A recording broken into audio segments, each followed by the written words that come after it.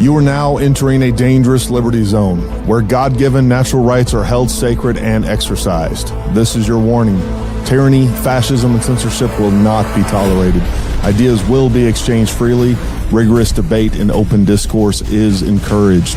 If you are weak and your beliefs are fragile, you should leave now. Prepare yourself. We are now live on the Dangerous Liberty Podcast.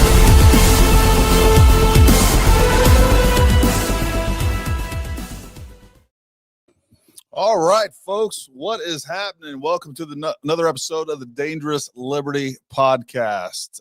We got a lot to talk about tonight. Hope everybody's doing well out there. I see everybody over in the comments. Want to say hi to A.M. Atkinson, AJ Double, Lori Matthews, Jeff Johnson, Joe Morton, Rob McCarthy, Frederick Leathers, Jason T.G. Sponsor, Gary Shaver, Flux Sierra, Ramafrog 1972, and many, many more. Make sure that if you're tuning in, you guys say hi. So first of all, tonight, I really wasn't planning on going live tonight, but what I wanted to do is kind of redo some of the content that we had the other night. And I want to apologize to everybody out there. We just had some bandwidth issues the other night. I know the audio was horrible for those of you that stuck through it. And I know there was a bunch that did. I really appreciate that. But what I wanted to do was kind of go through the same stuff that we covered the other night, but a little bit more succinctly and make sure that we have that information out there because I think it's really important. Now, I don't have a guest tonight or anything like that, but what I also want to do is I want to include you guys in on the conversation more so and earlier than we normally do. So make sure you guys are putting up comments. We will prioritize the super chats. The other thing I want to say is we did start memberships. A lot of people reaching out to us, asking how they can support us. So if you want to support us with a membership here on YouTube, we would appreciate that. That does go a long way. We are putting a lot of additional resources in this where we can bring you more content along these lines and more news, politics, and this type of information, right? I think there is a void of good ethical citizen journalism. As a matter of fact, Thursday night, I'm going to have Kelly Rabin. I believe that's how you say her last name. She's a former journalist, former news anchor. We're going to have her on at 8 p.m. Thursday, and we're going to have a long discussion about that. And I'll tell you, Kelly actually sees things very differently than I do with that. So we're going to discuss very differently when it comes to the Charlie Kirk assassination. So we're going to discuss those issues as well. But the main thing that we're going to talk about is the fact that, look, if we're going to replace mainstream media, what we can't do is outfake the fake news, because that's what I'm seeing a lot of these channels doing. And it's really unfortunate because a lot of these folks prior to the Charlie Kirk, and some of this is just obvious. Look, I don't want to assign any sort of motivations. I don't know what it is. We're going to get into some of those things tonight, some possible motivations behind this. I think a lot of it is just for clicks, views. I do think that there is there's bigger forces and more powerful forces at play that I want to talk about tonight when it comes to those things as well. But, it is what it is. The other thing, folks, is in the next couple of weeks, we are going to have a groundbreaking guest on. I'm going to leave it at that. All I can tell you is that it was somebody very close to this whole situation, and we're going to have them on and talk to them and let you hear their story from their perspective, and then you guys can make your own decisions on so much of this. As it always goes, folks, we're going to make sure that this is a adult discussion. Look, if you're going to, you came here to troll, you came here to just call people names, whatever, whether it's me or somebody else in the comments, this is an adult conversation. You can go have that other childish conversation somewhere else. So I love doing these lives because I want to get your thoughts. I want to answer your questions, and I want to involve you in on the conversation because you are the guest.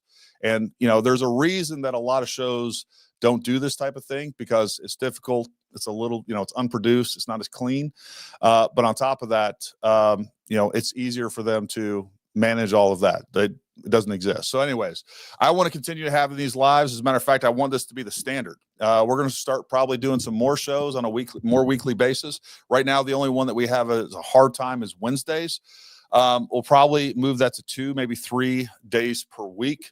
And again, we want to be able to hear from you and have you jump in on the conversation as opposed to you just sitting there listening to whatever else is going on. So one of the things that one of the issues that I've seen over the many months of this now, not many months, going back to September, is almost immediately. And as a matter of fact, I was having a conversation on the phone with somebody today, and they were asking me, Gary, what was your initial thoughts of this entire thing? And as I thought about that for a little bit, I'm not really even sure what my initial thoughts are. And I'm sure many of you out there aren't sure what your initial thoughts are. You may think you do, and maybe you do. But what I'll tell you is within a day or two of this event and many events like this, also going back to the attempted assassination on Trump, it's hard to just sit back and objectively analyze anything because the vacuum of information, the lack of information is filled with so much nonsense right at the get-go that I don't even know that we have an opportunity in the first couple of days to even sit back and kind of assess for ourselves what is happening and what's taking place, because the noise is happening from everywhere, right? We have 50 different theories of what's going on, 50 different theories of who did it, 50 different theories of this, that, or the other. A lot of it is not backed by evidence. And we're going to go through those different theories because I do think that there is a misinformation campaign taking place. Again, I think the vast majority of it is people that they understand that sensationalism, the salacious headlines, the clickbait headlines, those are what get views, they get clicks, and all those things. So I think that is a big element of that. With that being said, I also want us to really think about the fact that anytime there's dissension or distrust in a country, other countries will definitely take advantage of that and exploit that and talk, and basically try to exploit that further and make people to undermine the United States government and everything that we have. It's the American institutions that we have going on, right? And look, I completely agree and I understand that the FBI and many federal agencies do not deserve our trust. With that being said, I also kind of feel like, hey, look, it's okay for me to criticize my country. I want to be able to do that in a way that is based on evidence, based on truth. What I don't want to do is to be influenced by other countries and or other political forces. And you better believe all the above are exploiting this situation, and they're achieving things that they wouldn't have been able to achieve without this event taking place. And we're going to go through some of those things. Just some off the top of my head is undermining the Trump administration further. Like, the Trump administration is not perfect. And that's another thing that we have going on with conservatives or the right in general, wherever we want to delineate those lines at, is we eat our own. We're highly critical of the government, period. We're highly critical when we have a Democrat, and we had Joe Biden in office, weekend at Bernie's running the country. But now we have our own president that we chose. And if you're a Democrat, we welcome you to the show and we want you to get on the discussion. But you understand my point is that Democrats are really good at staying on a message, and they are blue no matter who. As long as there are people around there, you don't see a lot of criticism coming at Democrats, especially political leaders from Democrats. Whereas we eat our own on the right. There's infighting in the Republican caucuses. All of those things take place. And I think that's good. That's how it should be. And that's how it should be on the Democrat side too. But they are so ideologically driven that they will withhold any sort of criticism, or they will get on board with things that they normally wouldn't agree with as individuals. And that's why, all the trans nonsense has gone unopposed for so many years. All the other crazy things that the Democrats have pushed have gone unopposed because their people will get behind it because they're so ideologically driven. It's just a fact. And I think that's a fair, objective observation. And I understand that some of these things you can kind of get anecdotal differences, but I think generally that is true. And I do think we're being exploited with some of these things. And ultimately, what I think we need to think about is, are you interested in the truth, or are you interested in pushing your narrative or the narrative, your pet narrative, whether that's some conspiracy theory, alternative theory? I'll say that. I don't like the term conspiracy theory. I know it's kind of, a pejorative. But what I do see is people that are jumping onto these different theories, and they're looking they're grasping at straws to support those. And that is a problem. That is not journalistic. That's not ethical. It's not the way that you go about doing things. If you believe in something, if you're trying to prove something to somebody, you should basically be trying to, steel man against yourself, right? You should be straw manning. Like, hey, I'm trying to figure out why what I believe isn't true. And then also we need to stay evidence-based, logic-based, all those things. And before I do get to questions, and I see you guys up there, and I will get to them, I promise.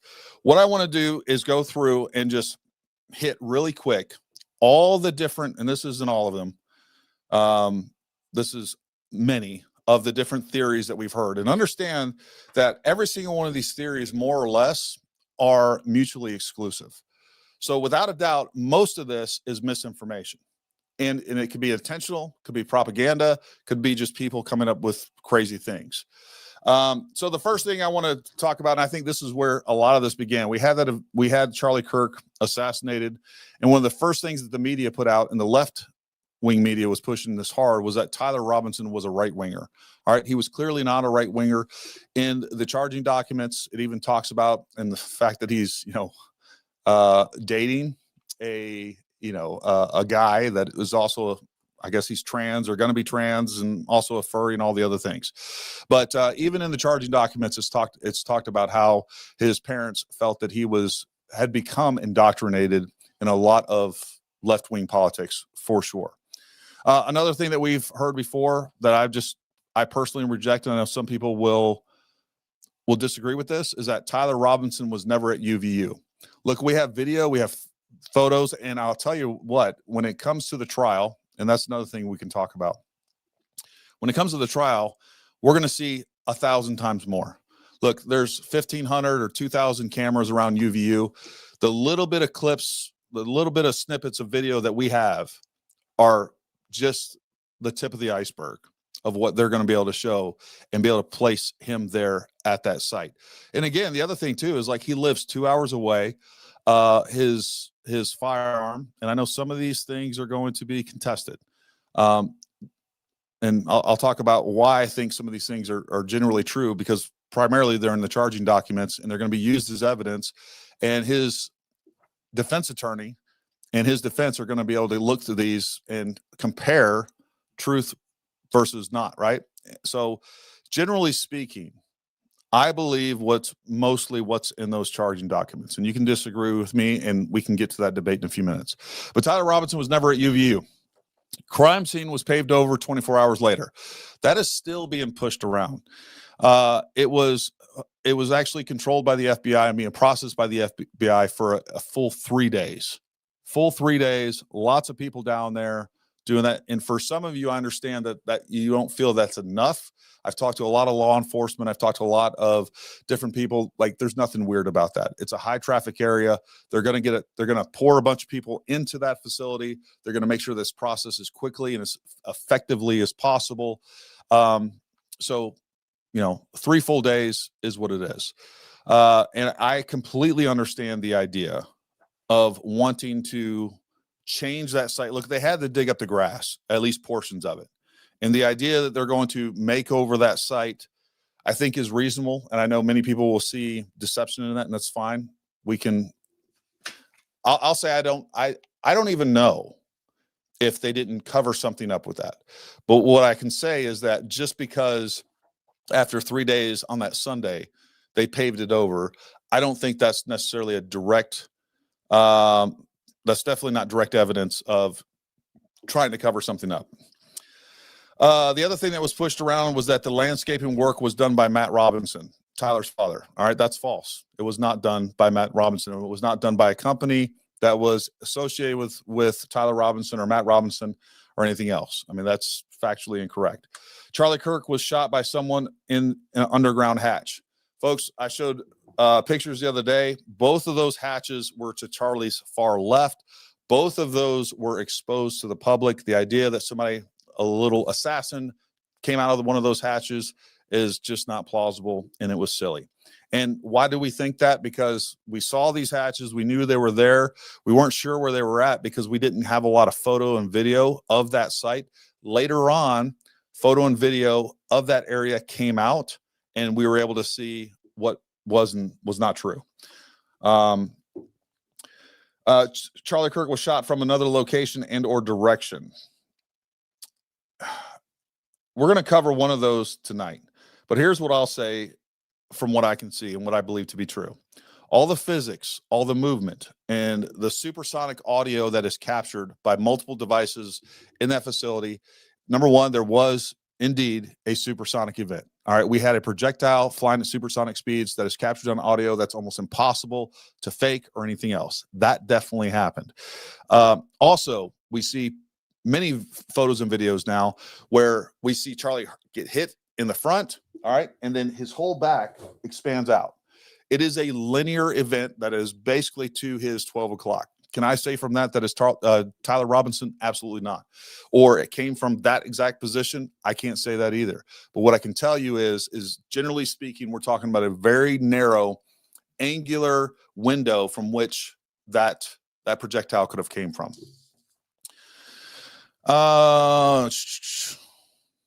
Surveillance footage from the rooftop was AI because pedestrians disappear behind the tree and there's no shadow on the white rooftops. I went out to UVU, and that was one of the first things that I wanted to see and try to find out what was going on with that. And I posted a video. It's completely like, you know, I showed what's going on. There's a pathway there in line with that camera and that tree. There's a tree in the way, and right where the pathway actually dips extremely down into a downward slope, and it curves off to the right. I replicated that from the ground. I showed you how that works. But again, that information was out there, and it planted the seed that everything that we're seeing is fake. Also, as far as the shadows disappearing on top of the roof, folks, that's not a very good camera. When you have that bright white background, number one, to some extent, because so much light is being reflected on that surface, shadows will actually disappear. But the other thing that we have going on is it's peaking, right? As far as the highlights are peaking, and it's actually washing out the blacks. And you can see in that same video where he goes to put his arms down and even his legs, his arms become transparent because so much of that white is, washing out the black. So there's no indication that there was any AI footage shared, even though people picked up on that and spread that like wildfire. All right, here's another one, the camera gun. Like the idea, and especially if you go there, folks, when you look at how small that area actually is, like that whole area where the seating area and everything else goes and extends beyond that, like that whole area like fits within like a baseball diamond. It is so much smaller than it looks from camera. And the idea that we're going to have this camera go off behind him and shoot Charlie, and like all the people in the front row not be able to see that, not be able to notice that, is a little insane. And just the idea that they're going to use a camera gun, I think is just silly. And it's kind of bordering on, just sci-fi fantasy. The palm gun. This one was really interesting because it still persists. Look, we had footage from the very beginning, even when we didn't have great footage of Rick Cutler, who's the security guy there. He's scratching his arm. Even with the crappy footage we had at the beginning, it was very clear that he had nothing in his hand. Again, it's like the idea of something that palm gun would be at least the size of this with a barrel coming out of it. And, me holding this and then being able to have a barrel sticking out of it, being able to shoot somebody with that. It was ridiculous on its face. And if you believe those things, again, you need to do a CogSec check, cognitive security check, to make sure that you're not so, invested in a theory, in an idea that you are going to be easily manipulated. And I think that's what we have political actors out there doing. They understand how emotional this event is. We have our foreign adversaries taking advantage of this, undermining the Trump administration, undermining the faith and trust of the United States government. And I understand that there's not much left, and I'm with you on that. But the fact is, I want to assess my own government and point out its lies myself. I don't want another country exploiting this stuff and making it worse or exaggerate that stuff and make me believe something that's just not true. Charlie Kirk was not taken to the nearest hospital. Charlie Kirk was taken to Timpanogos Regional Hospital, which is a 6-minute drive on a normal day. Everybody, the next nearest hospital that covers you for trauma was Utah Valley Hospital. Now, there is a Intermountain Utah Valley Hospital or something that is slightly closer than the Timpanogos Regional Hospital. That hospital has 0 trauma rating. All right. Now, the Utah Valley, which was 6 minutes, Utah Valley, which was 10 to 12 minutes, depending on traffic, is a level 2 trauma center. Timpanogos is a level 3, and Intermountain had no rating at all. Level 3 is the lowest, level 2 is medium, and then level 1 is the highest. That means they have all the capabilities 24/7, 365 days a year. They have all the staff on hand. They have all the high-speed gear on hand. And then the other ones, as you go down in capabilities and or staffing. Staffing has a lot to do with the trauma level ratings. But the fact is they took them to the nearest hospital for sure, for a fact, that had a trauma level rating. The next theory that is just objectively not true is the Bush shooter theory. Look, again, being there and seeing how close that landing is, it's so much closer than you think. The idea that somebody was up there in a ghillie suit or whatever else. But again, that is a theory that persisted for weeks and weeks and weeks. And again, all of these things undermined and it disrupted people's ability to assess any of the stuff objectively. Just sit back and like, okay, even if it didn't feel weird to you at first, I won't say whether it felt weird or not, but it muddied the waters and caused so much confusion, and people were believing so many crazy things that even if somebody comes out and disproves one of those theories, you still think something's amiss because you've been kind of indoctrinated in that thought process one way or the other. Here we go. This is another thing that was said. There is no footage of, and it's still being said, there's no footage of Tyler Robinson taking the shot. Folks, there is. I didn't confirm this. All right. So this is hearsay, and I'm letting you know it's hearsay. Apparently, Erica Kirk had a statement. She was talking about the fact that she's upset that they possibly will not televise the court hearing and the trial. She was saying that there is video footage of him taking the shot.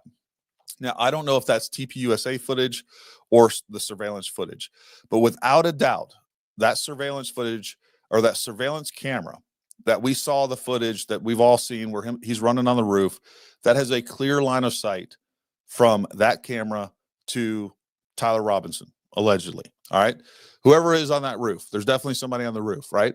So there is footage of somebody getting in the prone right about the time the shot was taken and then running off. That entire sequence was captured.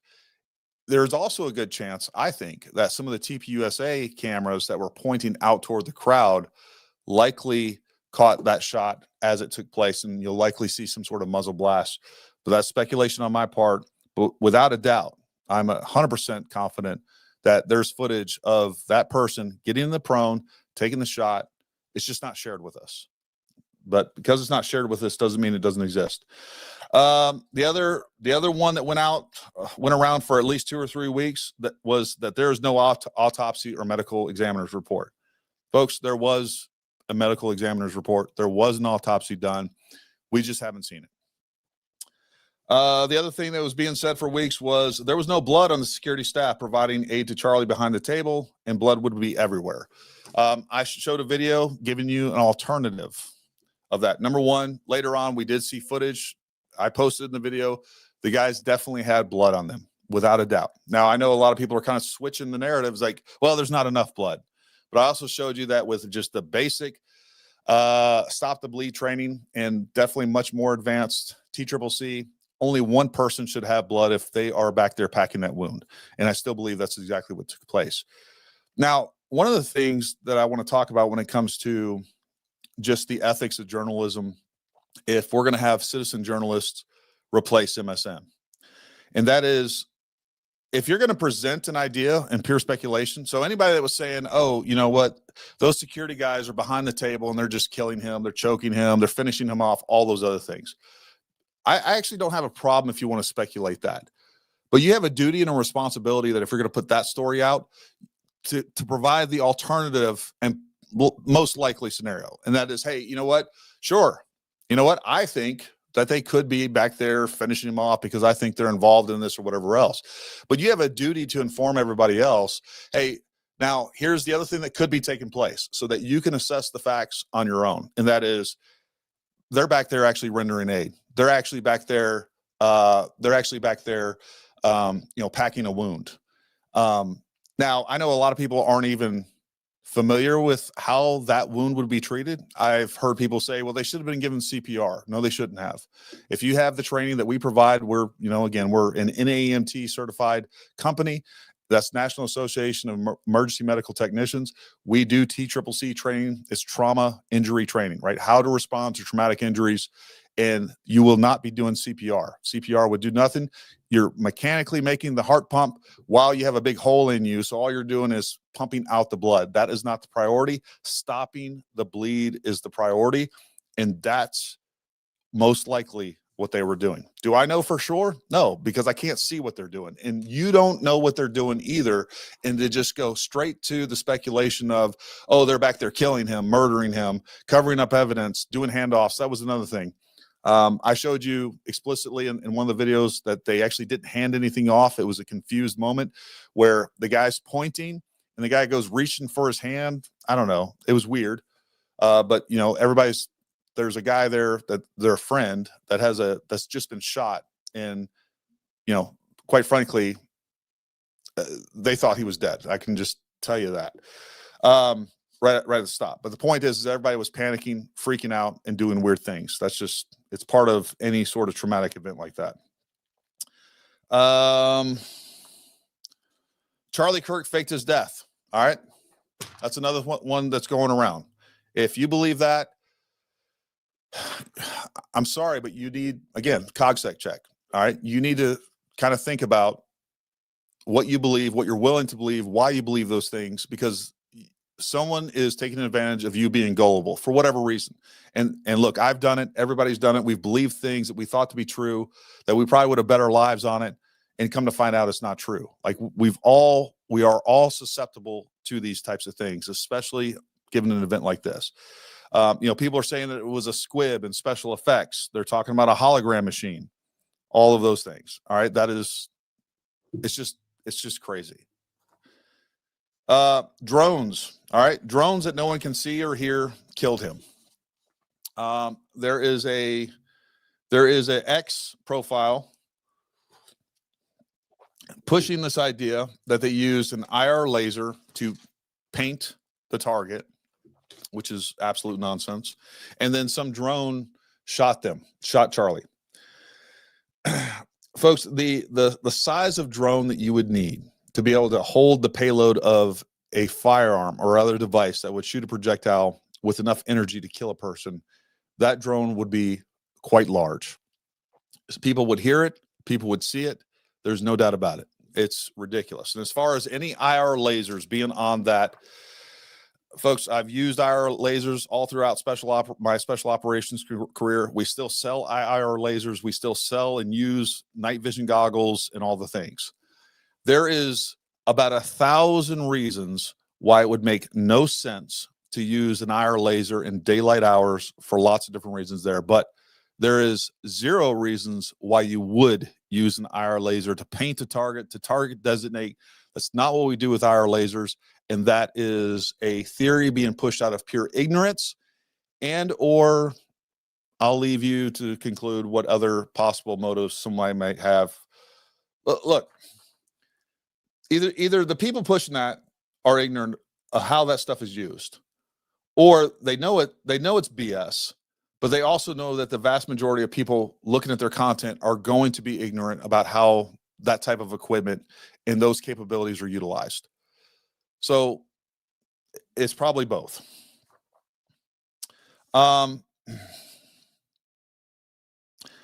Here's what I want to point out is that Charlie's death is currently being used to what they couldn't achieve while he's alive.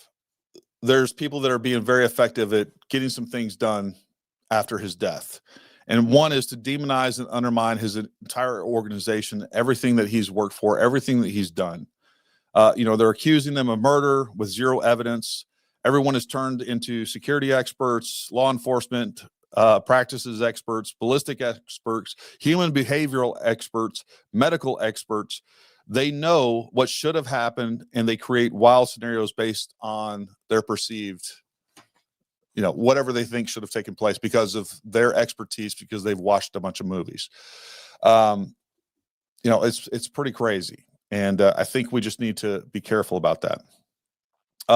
There's a lot of people out there demonizing Erica and accusing her directly of murder. I'm sure we'll have some questions about her, her behavior afterwards. And I think those are valid questions. I think there's some valid answers to those or logical answers to those. We can talk about that. The other thing is they're currently completely mischaracterizing Charlie's stance on Israel. Make no mistake, Charlie never stopped being a Zionist. As far as I'm concerned, and I know the term Zionist is thrown out all over the place in many different contexts, many different reasons and everything else. Zionist, the actual term, all that means is that you believe in Israel's right to exist as a nation state. Charlie Kirk was extremely pro-Israel, and he was definitely a Zionist. Now, it looks like from the text messages released, he was having issues with what was going on, and I can only assume there's not a lot of context in the text messages, but he's probably having the same problems that I'm having with Israel, and that is, number one, their prosecution of the war in Gaza. I think there's some serious criticisms to be had there. He also definitely seemed to disagree with with Bibi Netanyahu and that entire government. That being said, I don't think he just completely did a 180 on Israel. And I'm not even advocating one way or another that, look, there are some clear criticisms of Israel in everything that in American politics. All right. And I think we need to, I'll just say this. Look, if you think that Jews are monolithic, right? And you think that Jews, and there's a lot of people that do, and I think there's more people being convinced daily about this. Like, Jews are in control of everything, and we start conflating Jews with Israel and back and forth and everything else in between. If you believe that, that's fine. All right. You can, I don't even necessarily think that is bigoted. It gets a little weird because, look, Jews are not monolithic. I know extreme far left Jews. I know extremely conservative Jews. I know, they have a spectrum of politics and personalities and wants, desires, just like every other American does. I don't think that and I will just say, if you are of the belief that Jews run the world and they're a problem and all this other stuff, okay, well, if you believe that, number one, present the evidence, present a cogent argument that is based on something that's, convincing, right? Don't just throw that term out there. If you really believe that, then you probably should avoid the term Jews and just present some of the facts, because I do think there's elements of these things that are true, as with anything, right? It's a nuanced discussion. I do think that Israel is more involved in American politics than they should be. I don't think that we should be giving money to like all these other countries. We're $36 trillion in debt. We have a lot of issues. And I also don't think that Israel is our biggest problem either. Not even close to it. All right. We have too many problems at home, but I'll leave that to you to decide on that.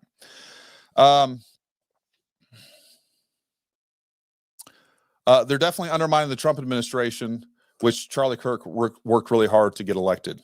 I don't care where you stand politically. What I will say is this, is I have a lot of criticisms of the Trump administration, of the Cash Patel FBI for sure. What I don't want us to do is lose sight of where we were a year ago with the Biden administration. We are, I don't care, under every metric, I think we are in a better place politically, especially if you're a Republican or you're conservative or whatever else. I think that this whole thing is being used as a bludgeon against the Trump administration. And I think there's less linkage to the Trump administration of this, but it's undermining his ability to govern or be able to highlight what he's doing effectively, and or some of the things that he's not doing effectively. Again, we should be critical of our government. We as citizens should have an adversarial relationship with our government. There's no doubt about it. With that being said, I think we're much better off right now than we were under the Biden administration, in freedoms, in liberty, personal liberty, in regulations, in economics. There's definitely some things that the Trump administration is doing that I disagree with, but we're much better than we were under the Biden administration. And I think, a lot of this is being used as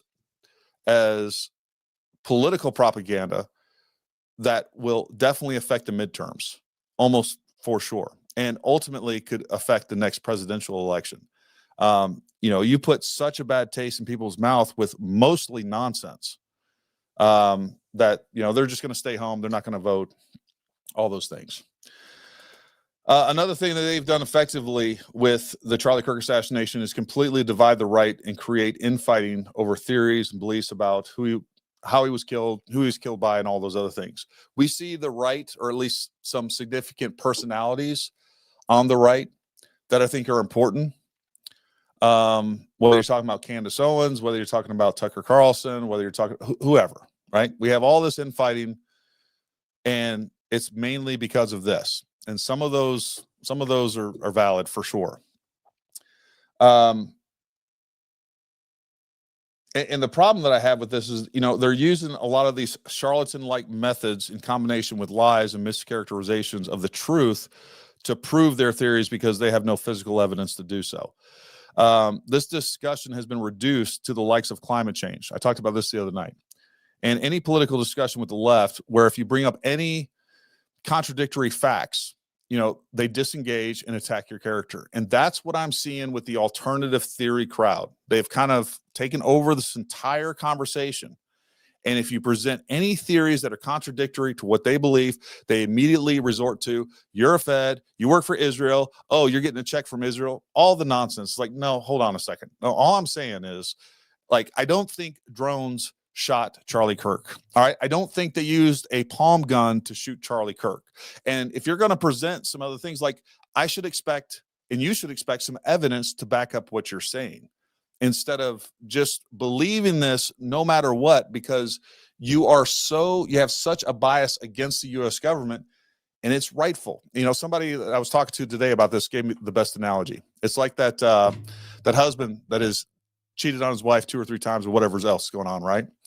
But now he's along the straight and narrow. They've reconciled their marriage, whatever else. But now anything that he does that his wife is going to perceive as anything, she's going to flip out about it. It's a great analogy. It really does kind of capture what is going on with the American people. We have been screwed over by this government, and we still are getting screwed over by this government in 1,000 different ways. But we've been lied to by the FBI, by all the institutions the health institutions all through COVID, the FBI during January 6th, everything that was done with that, how the justice system in the United States under Biden was weaponized and used against political opponents. It's almost hardly ever been seen before. So I think we need to be careful about that. But here's the thing. Regardless of what you believe or what alternative theory that you believe in, and if you don't believe the FBI narrative or the official narrative or whatever else, don't reduce yourself to oh, well, you don't believe what I believe, so you're a Fed, or whatever else is going on there, right? Like, stay in the conversation. Well, let's have this out. I'm one of the few people that have had multiple people on that believe completely differently than I do. And so that we could talk about it, we can, kind of have some discourse and debate it and see what's true and see what's not. And that's how things and ideas should be shared in this country. That is an American principle. And by the way, if you believe in everything that Charlie Kirk stood for, if you were to kind of boil it down to anything, that would be it. Like, you got to have discourse. You can't just resort to name calling and saying, you're right, I'm wrong, you're a commie, you're a Fed, you're a Nazi, you're a racist, whatever you got going on there. It's dumb, it's childish, and it's just nonsense. Yeah, again, if you rightfully question the evidence or want proof of the claims by those leading this discussion, it turns into personal attacks. They continue to point fingers and lead viewers on, not through any conclusive points, but through innuendo and suggestion. That is one thing that we see time and time again. It's like, they lay some things out, some circumstantial evidence. They tell you how they perceive that evidence or the circumstance of what's going on there. You're like, oh, well, what does that mean? Who do you think's involved? And it's just, it's the stuff of charlatans. It really is. Like, lay out some evidence and give us something that's conclusive, or just lay out multiple scenarios of what could happen. Like, okay, so this is what's going on with this.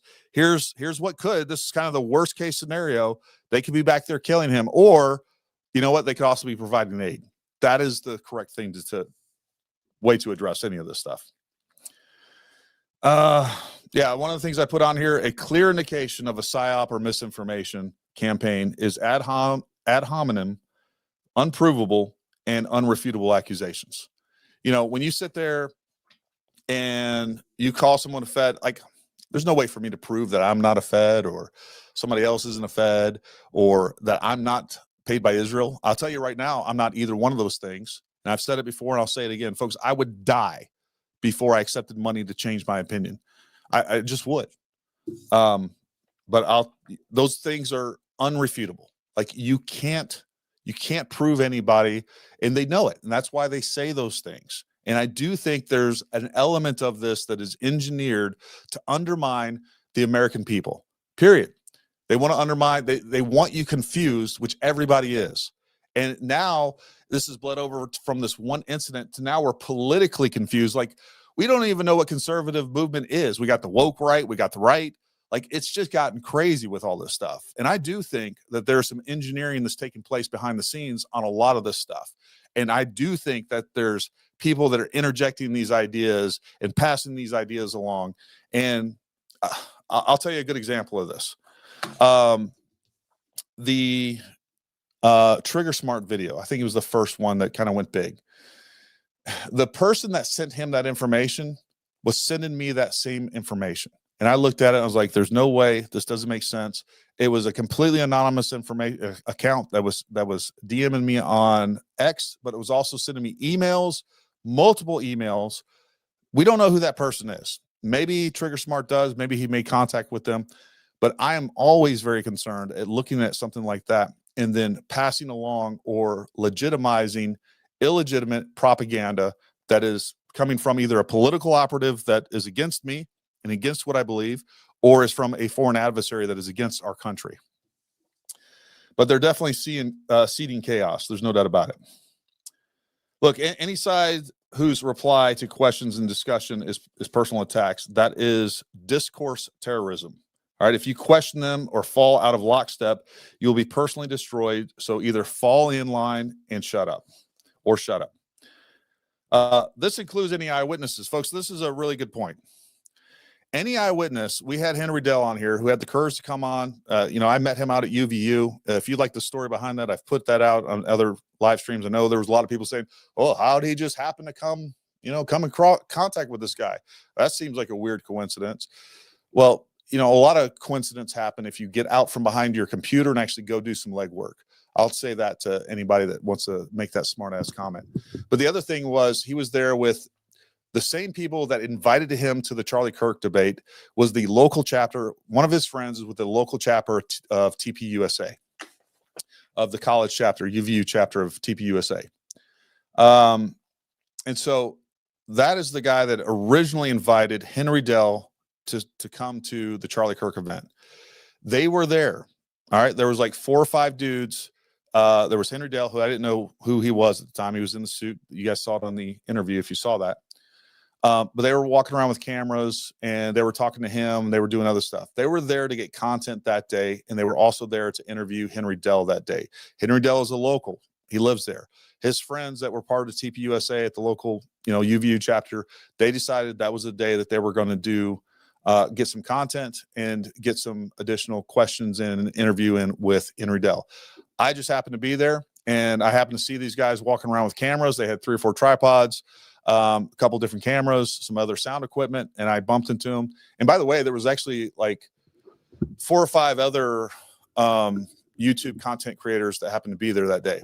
2 or 3 of them I ran into. I'm not talking about who I specifically, like I met up with Gray Hughes and I met up with Stephen Gardner. We pre-planned that.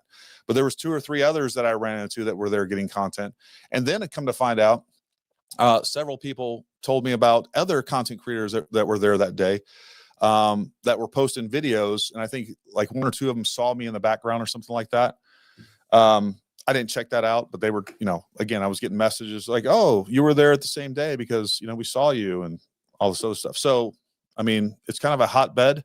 It's not that crazy that we would run into each other with that. But the point here is that when we have eyewitnesses come forward, and almost every time this has taken place, eyewitnesses come forward and they give their, statement of what actually took place. And then people start attacking them. They're like, oh, this person's a plant. This is because that person isn't confirming your pet narrative. Now you're attacking their credibility. You're attacking them personally, and they're just a victim. Like they just showed up that day, and then they have the courage to come forward and give their eyewitness testimony. And it's like Henry Dell was there on video. I don't know what to say about that, but I understand why eyewitnesses don't come forward. I'll say that.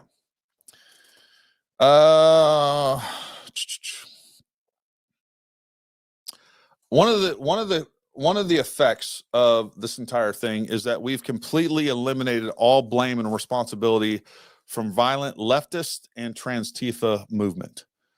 Look, we've had a real problem with the left using language over the last 10 or 15 years to turn every conservative political figure into an existential threat. That's what they did with Charlie Kirk, called him a racist, a Nazi, misogynist, everything that you can possibly think of. Lots of liberals out there. Like I saw people, like, I don't know about your guys, but my X feed and Instagram and Facebook feed was full of liberals dressing up as Charlie Kirk that was shot.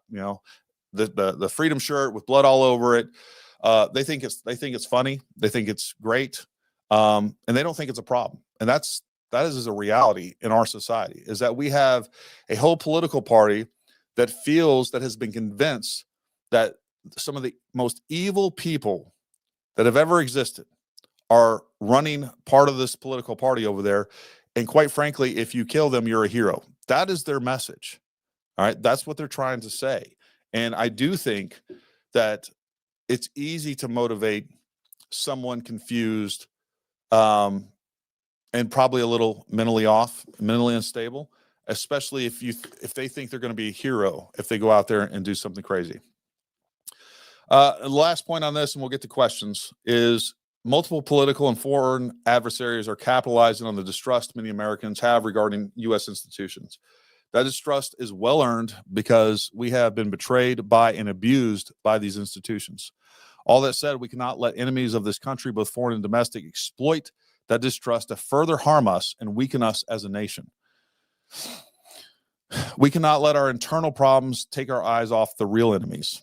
Your only nonviolent option to fix these institutions is through the political process. If the right is divided, the corrupt left will win. These institutions will be further corrupted and weaponized against the American people even further. And that is what I believe, why there's a psyop, and that is some of the main goals of this psyop that's taking place on this. And some people are wittingly and unwittingly participating in that.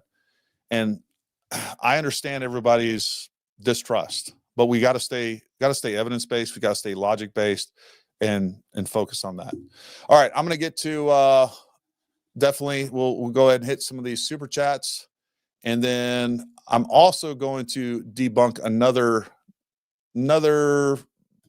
alternative theory. Little Nuggles, thank you for joining. Appreciate that.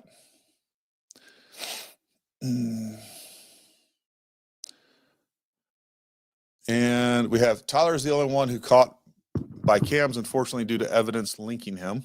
That's true. Theories protect content creators from being banned, so hell broke loose. Yeah, you're not wrong. Exact location of the UVU event was not published until 9/9. How did TR do all the unnecessary prep for the assassination in such a short time? Entrance, egress, routes, zero scope, etc. That is not correct. I have to look it up, Clinton. But there were flyers saying, and you guys can look this up. But there were definitely flyers saying that Charlie Kirk event was going to be held in the amphitheater like 2 weeks ahead of time, for sure. I have seen those. I'd have to go through my files. Maybe I'll post them on X. And folks, by the way, if you're not following me on X, please go follow me on X. But that is incorrect. And this is another thing that keeps silly things like this keep getting pushed, and it's just not true. So you're coming to terrible conclusions based on bad information, and it's just unfactual. Combat Vet Breach. If you're interested, I did 2 vids on Kirk on my channel from the Recce background. I don't follow any narrative. I trust my eyes and experience. I'll check them out. Game over. Why is Valhalla going off on every conspiracy theory that pops up? Why don't you have Nate back on the show? So he and I have talked. We may do a show together. I'm not going to, he's a grown man. He's a grown man. I don't know what his motivations are behind some of the stuff. I'll just leave it at that. Candace released videos showing Mikey McCoy literally on the phone before Charlie Kirk body even hit the floor. Didn't even check on his mate. Strange actions. All right. So what I will tell you, and this is a perfect example of this, is Kyle, I hope you've at least watched TPUSA's response to that. They basically directly responded to Candace Owens' accusations and narrative behind that. And this is also another example of how we can watch a video, and I can do this, anybody can do this, where we watch a video and I give you my worst interpretation of it, and I say that out loud, and now everybody believes it. So I'll just summarize very quickly, but please go watch the full video of this. Maybe I'll try to find a link to it. I watched it the other day.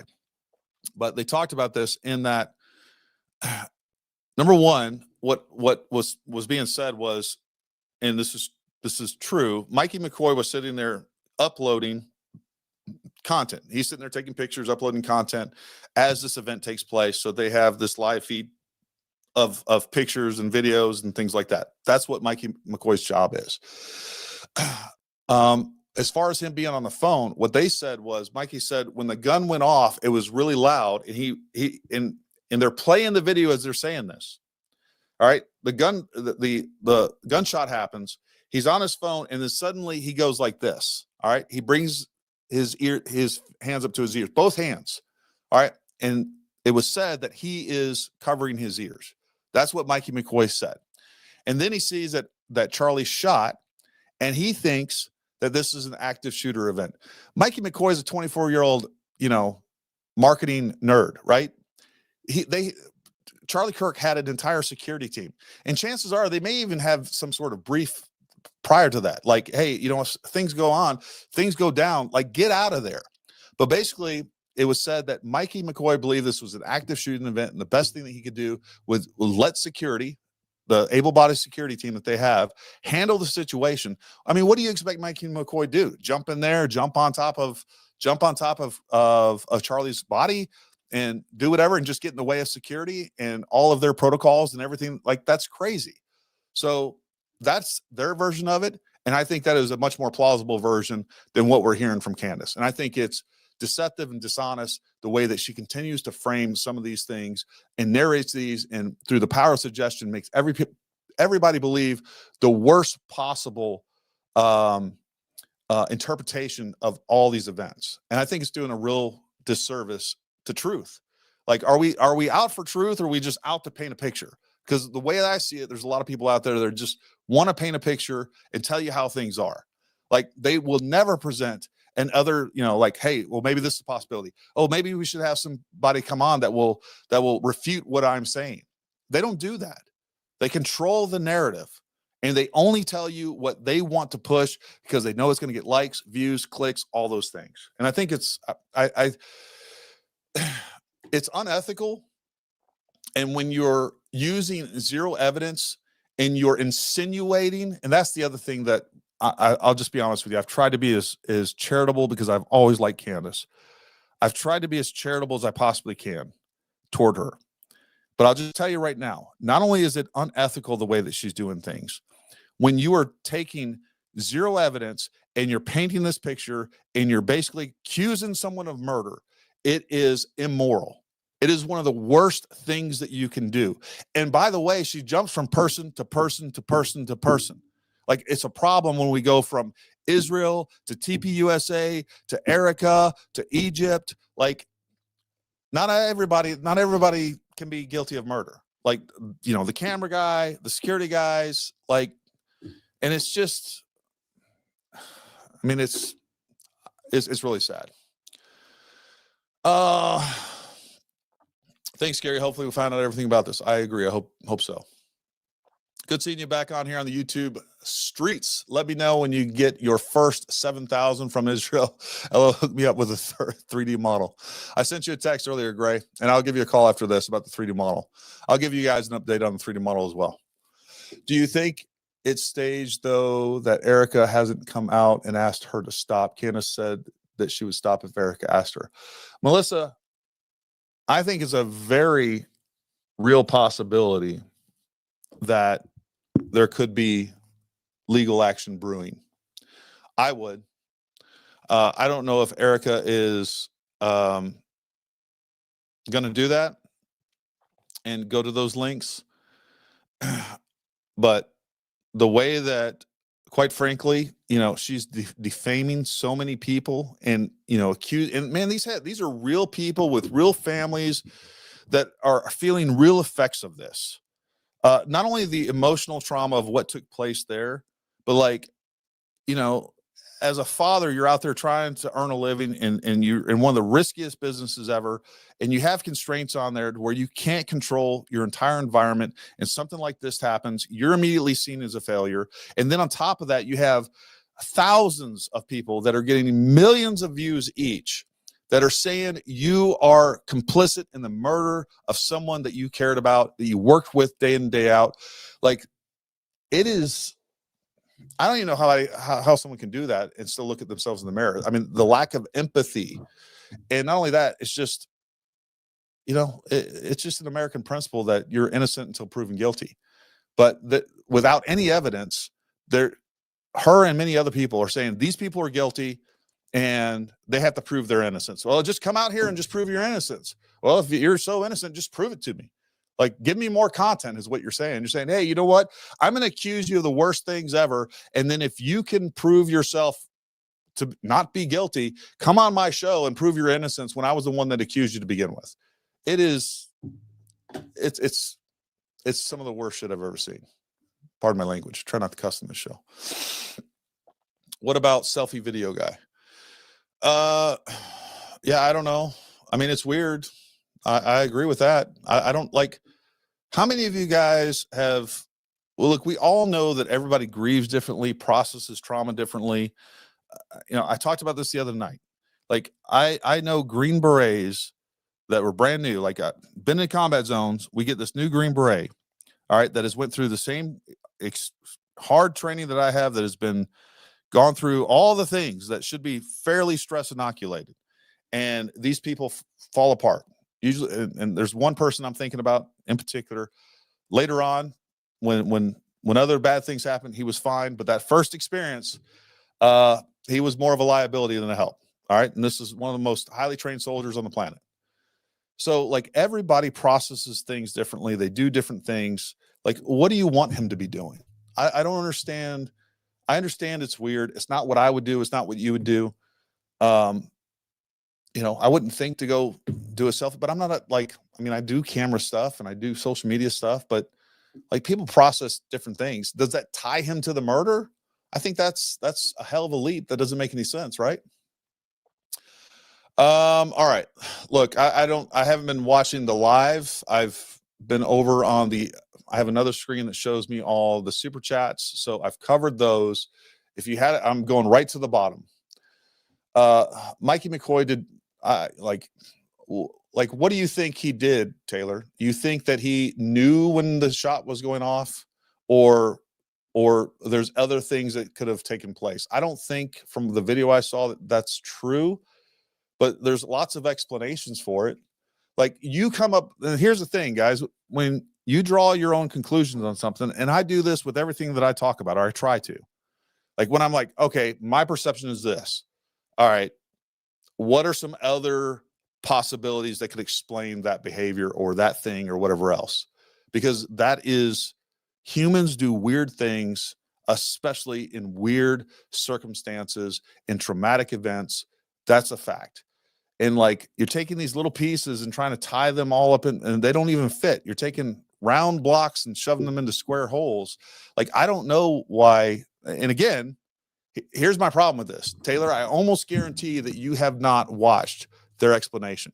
And if you watched their explanation, the counter argument to whatever Candace said, maybe that will answer everything for you. They play the video. They talk about exactly what Mikey said about the event.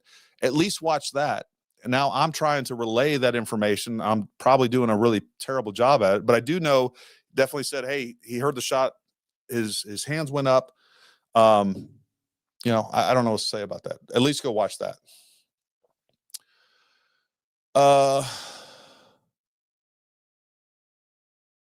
I'd like to be concerned. All right. So I'd like to be concerned, maybe looking around for a suspect. I don't know exactly what you mean by this, Stacks, but I'm going to make an assumption here. One of the big takeaways for me that was eye-opening with the Henry Dell interview was the fact that he said, look, after that shot happened, and then George Zinn got up and started screaming, hey, it's me, it's me, it's me. Like, everybody on the ground there at the time was convinced that it was George. Everybody was saying, oh, hey, they got the shooter. They got the shooter. They got the shooter.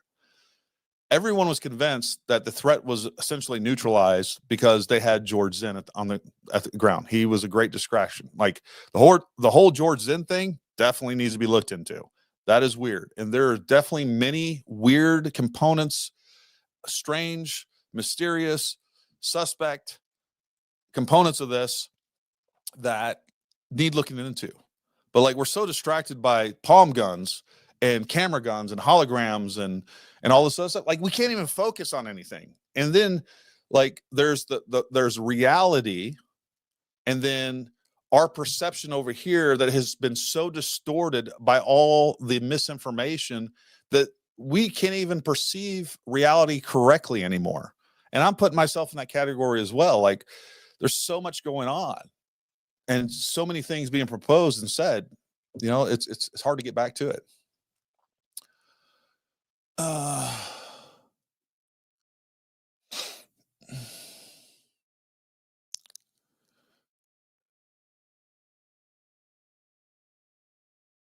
Yeah.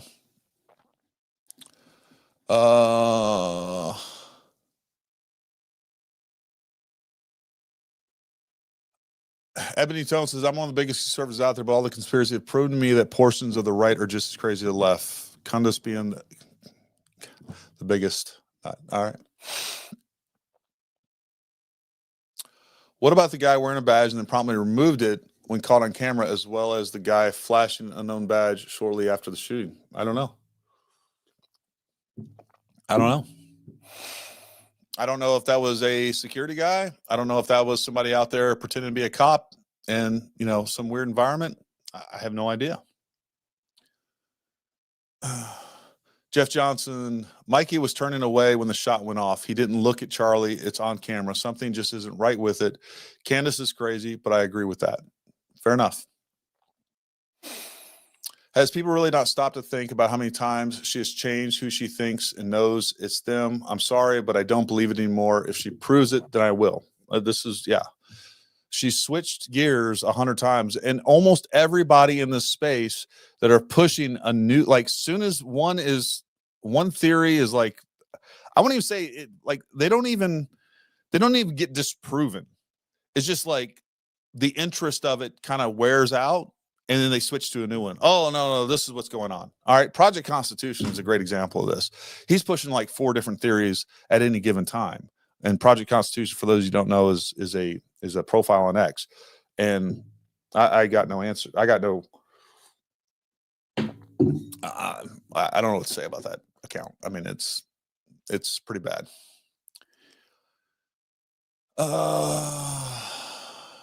Let's see.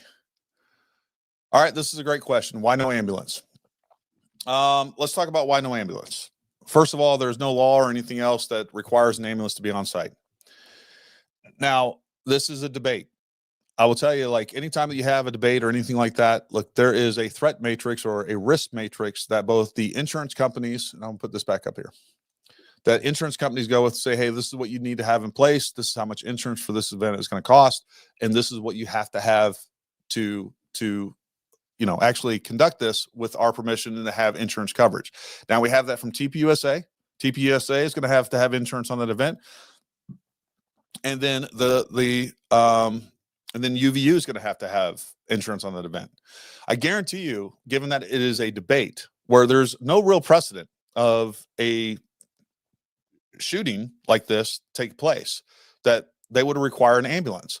Only at sporting events would they have ambulance, and they have ambulance for the sporting events for the players because they're doing, full contact sports. Now, you can say, now, here's the other thing I would put back on this is there's 45,000 people enrolled at UVU. I guarantee you on any given day, there's 10 to 15,000 there on any given day. We know that there is a precedence for school shootings, right? We know that those take place. They happen all the time. Is there a rule or anything else in place where we have to have an ambulance at a school ready to respond to a school shooting? No, there's not. And on top of that, we don't even have law enforcement in most of them. We don't have any security measures in most schools today, not any that are effective. The only answer to a school shooting is to ban guns. They don't want to do all the things that would actually prevent it and mitigate those things. And I've been well involved in that security work. I started a 501c3 with the idea that we were going to address school shootings, church shootings, business stuff, all those things. There's no money in it because no one's interested. All right. And I don't mean there's no money in it in that I was trying to get rich here. I mean, people don't want to fund it at all. There's grants and things that you can go through. You got to jump through so many hoops because I wanted to get my kids' schools secured. But the fact is like the risk every day with a larger population at that site is greater than the 3,000 or 4,000 people that were there in Charlie Kirk. Now, I'm not saying that there shouldn't have been an ambulance. Probably should have. But what I'm saying is if there wasn't one there, it wasn't required, and the extra expense probably isn't going to be, no one's going to spend that money. There's also, again, emergency contingencies in place where it's like, hey, you know what? We know where the hospitals are. We know this, that, or the other. But the idea that there's going to be an ambulance, I almost guarantee you there has never been an ambulance at any one of Charlie Kirk's events unless it just happened to be there. I could be wrong on that. That's pure speculation. See how I do that? Like if I'm speculating, I tell you I'm speculating. That's how most people should do in this, space, but they don't. Let's see here. She's asking questions. All right. Got a couple other super chats. Please address the UVU ad flyer issue ASAP. I heard 99 thing from Ian Carroll and Baron Coleman. Well, let me tell you something. I'll leave it at that. I'm not going to search for it right now, Clinton.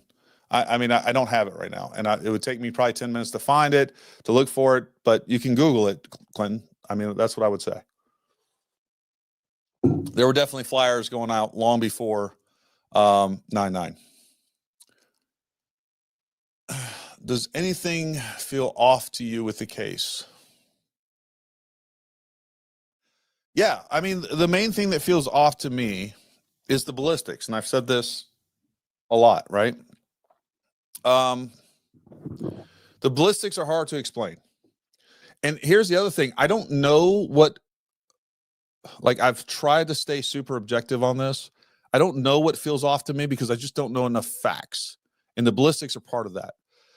I think before any of us can really make a determination if things are off is when we get to the trial and we hear more of the evidence. I suspect that the average reasonable person is going to be so inundated with the mountain of evidence that they're going to have on Tyler Robinson that I think that is going to be very convincing. Now, the ballistics, let's talk about this. And I want to make this clear, and I've said this a bunch. The ballistics are weird. Now, I know there are people out there that claim to be ballistic experts, and they say there is no way a 30-06 would not have an exit wound. Well, first of all, they are, I don't know what they are. All right. They're incorrect. That I can tell you. Here's what we would need to know to determine whether or not to have any expectation of a result. We need to know the variables that would help us reach to that result. Hopefully we can agree on that.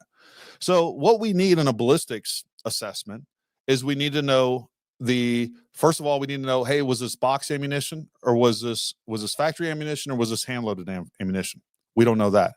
The other thing that we would need to know is the weight of the bullet. All right. Is this 150 grain? Is this 110 grain? Is this a 90 grain bullet? Or is this 190, 210 grain bullet? Like, those are all options on 30-06. We don't know any of that.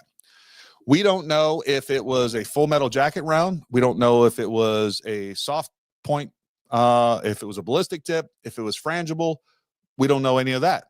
That's another element that would make a huge difference in whether or not we would expect that round to have an exit wound. We don't know the condition of the ammunition. Is this old ammunition? Was this stored properly? Was it exposed to the elements? We don't know that either. There's probably 5 or 10 different things, and I have actually a list back there of kind of just the things that would affect whether or not a projectile would or would not, exit Charlie's neck. Now, if we get to the trial and they say, hey, look, you know what? They were using federal gold match, 180 grain, 200 grain, 175, even 150 grain. And we didn't have an exit. Okay. All right, fine. All right. Gary's now all in on, hey, something's crazy here. But all the variables,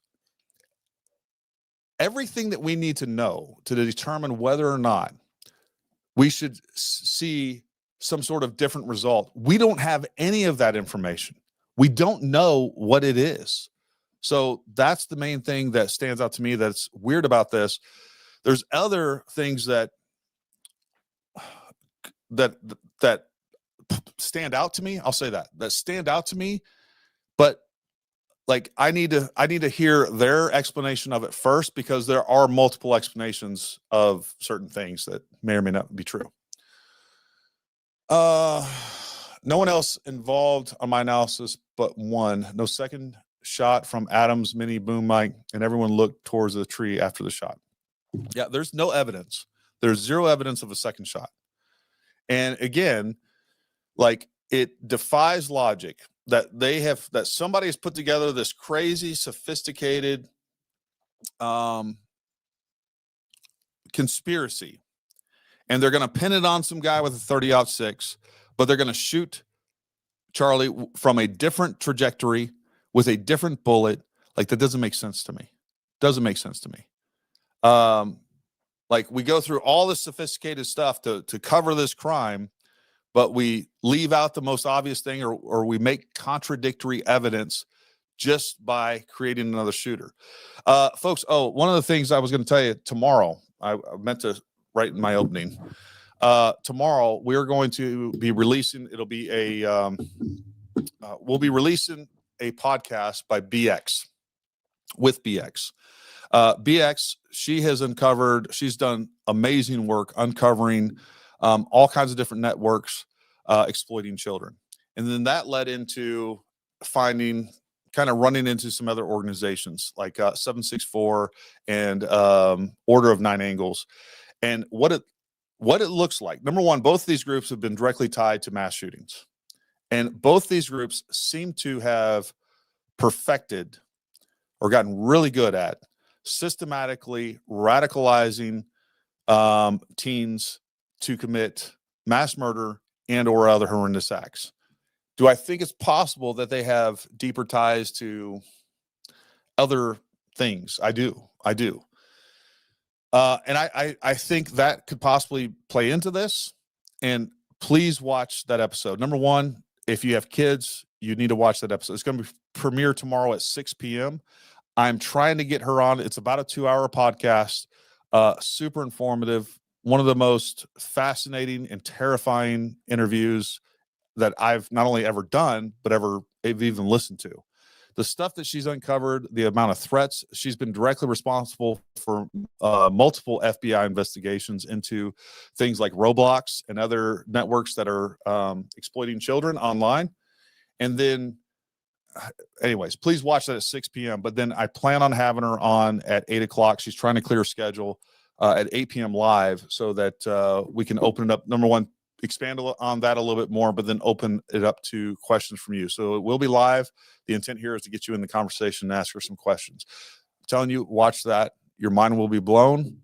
And it's really good evidence of the ability to, manipulate seemingly normal kids, seemingly normal people to do horrendous acts. Like, they have a formula for this. It's being done all around the globe for sure.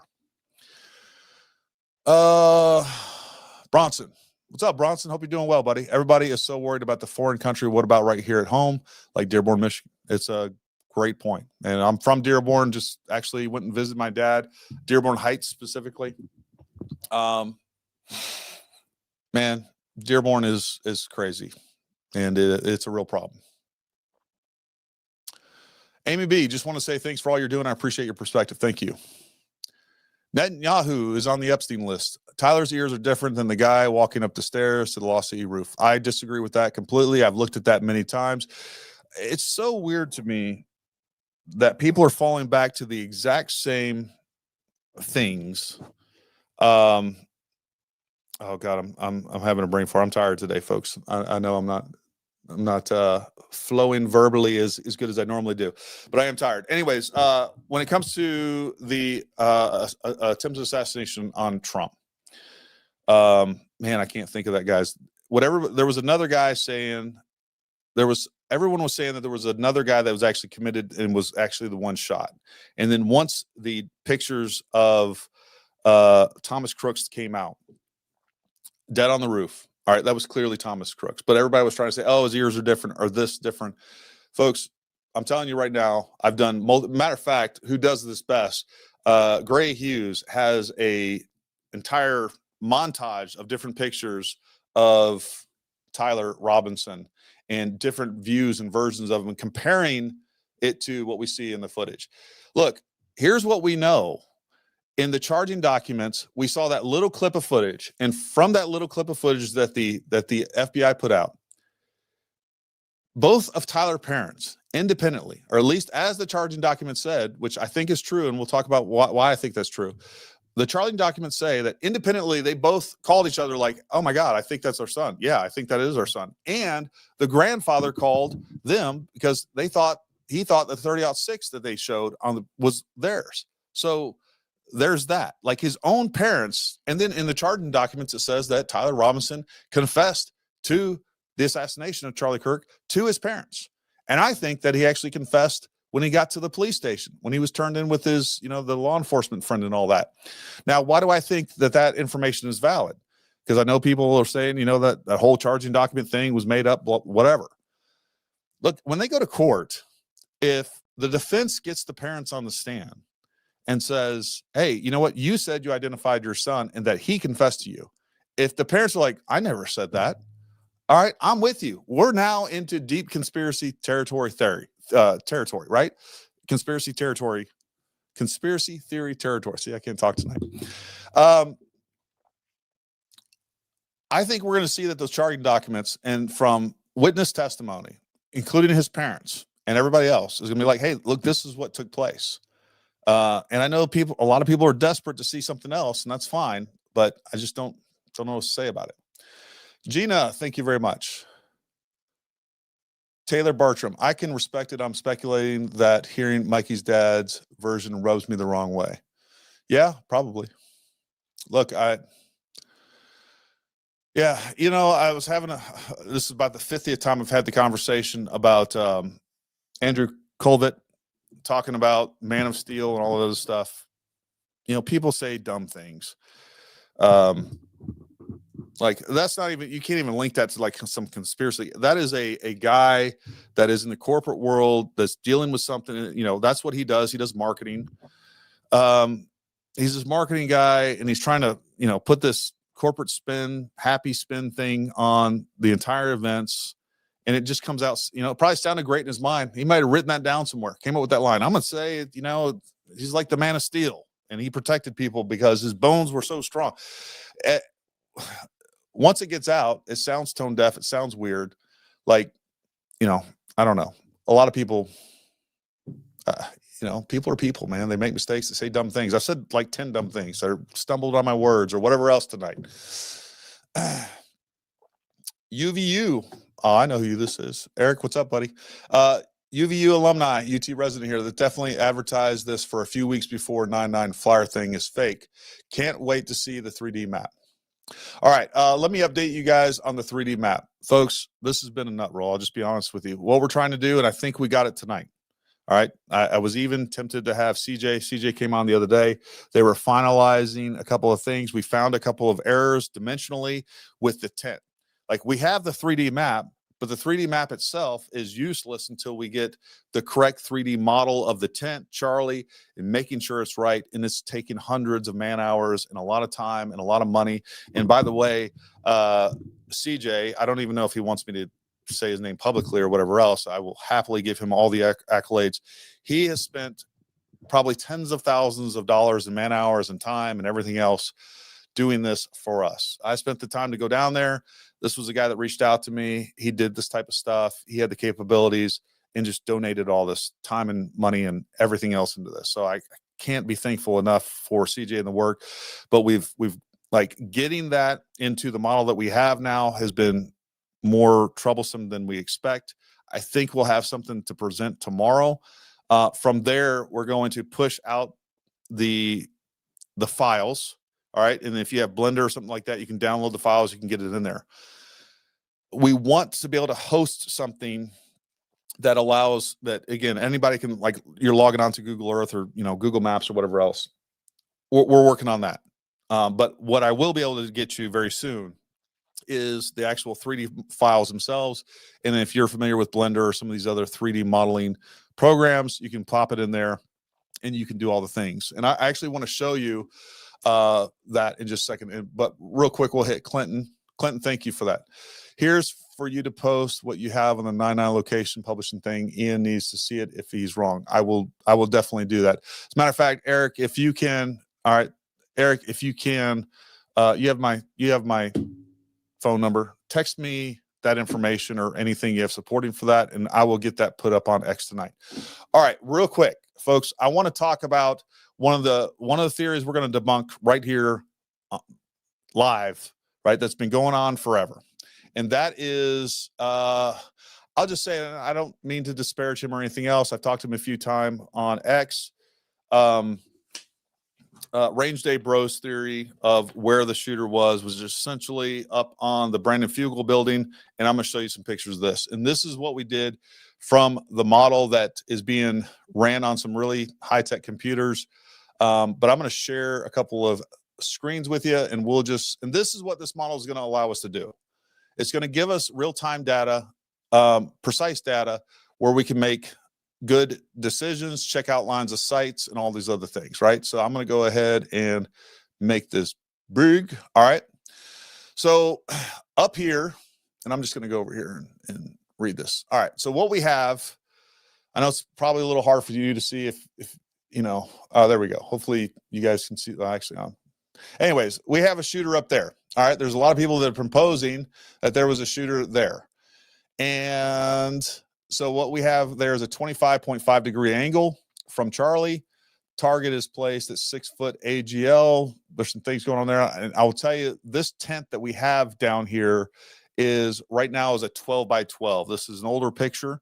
The tent is actually 13 by 13, which would make the line of sight even less than what we have. And we don't have one, by the way. So this is from that location. Now I'm going to show you this picture right here, and I'm going to share this tab instead. We can see the line of sight. All right, what we have going on there. It runs into the tent. All right, this is the line of sight going there, or the line of, really it's the line of departure. Let me share this tab instead. All right, so this is basically the proposed location of the shooter. As you can see, look right here, and this, what we see isn't what's going on there. The line of sight is the red, right? So it goes down to there. There's not even a trajectory, a cleared trajectory from this location. If you were standing here, you're trying to shoot a rifle, number one, you wouldn't see Charlie Kirk, and you wouldn't have a shot because there'd be all kinds of concrete and buildings away. And folks, by the way, being here in person, I'm just telling you how close this actually is. If you were, I was standing on the walkway right behind the tent. And I'm telling you, this is so close. And there's people all around. If you saw how close this was, and you were like, you know, I sat there, I was like, okay, they said somebody was like, that is crazy that they think anyone would be there. If you saw it in person, you'd realize that this theory is implausible to begin with. And there were so many people around. They were on the walkways. They were everywhere else. They would see this person. They would hear this person. And most importantly, there is no line of sight and there is no trajectory to Charlie from that angle. Now, if we scooted all the way up, if we leave that location where he would have some cover and concealment, and we scoot all the way up to the very edge of this location, all right, there would still not be a line of sight to Charlie. And this would be laying on the very edge of that balcony, which you would be extremely exposed, and you still wouldn't have a line of sight. Now, understand the tent dimensions on this are a little bit incorrect. It's actually a 13 by 13. So just this side would extend another 6 inches toward us, because we got the dimensions slightly wrong on that, and we're in the middle of fixing that. And then right here, you can see what I'm talking about. All right. We don't have a line of sight. We don't even have a trajectory. And understand there's a railing right here. But what I was talking about earlier is basically if you scooted all the way up to, I believe it was right here. Let me look at that again. Yeah, it is.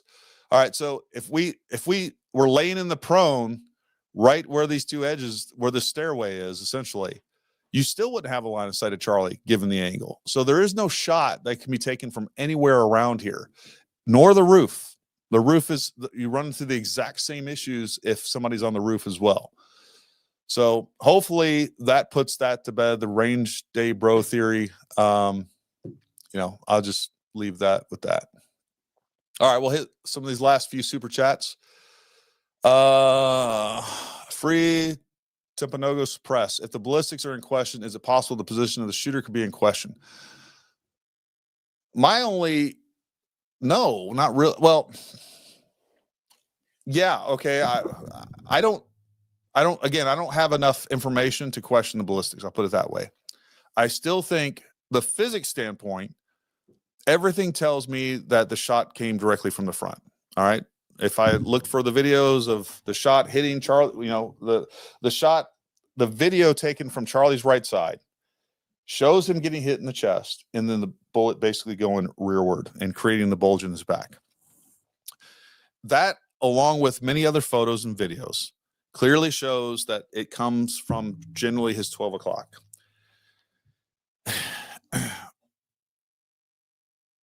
It doesn't prove that it doesn't prove that that shot came from exactly Tyler's location. Here, you know what? Let me do this. This is the model that I currently have. Let me share this tab instead. All right. So let me show you what we got here. Because here's the problem that we have when we're talking about other locations, is there really isn't any. And that's the problem that we get with all this stuff. So if I spin this around, and this is why I want to make sure that you guys get this information out there and people can play around with this, is like you run out of locations that are even feasible. So I don't know what this one's actually showing right now.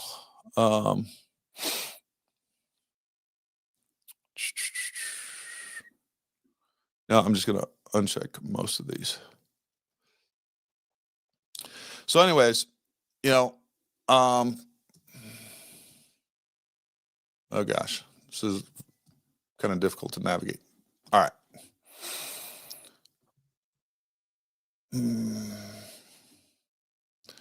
So this is where,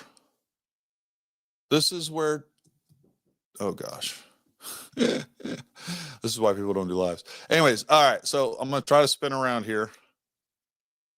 And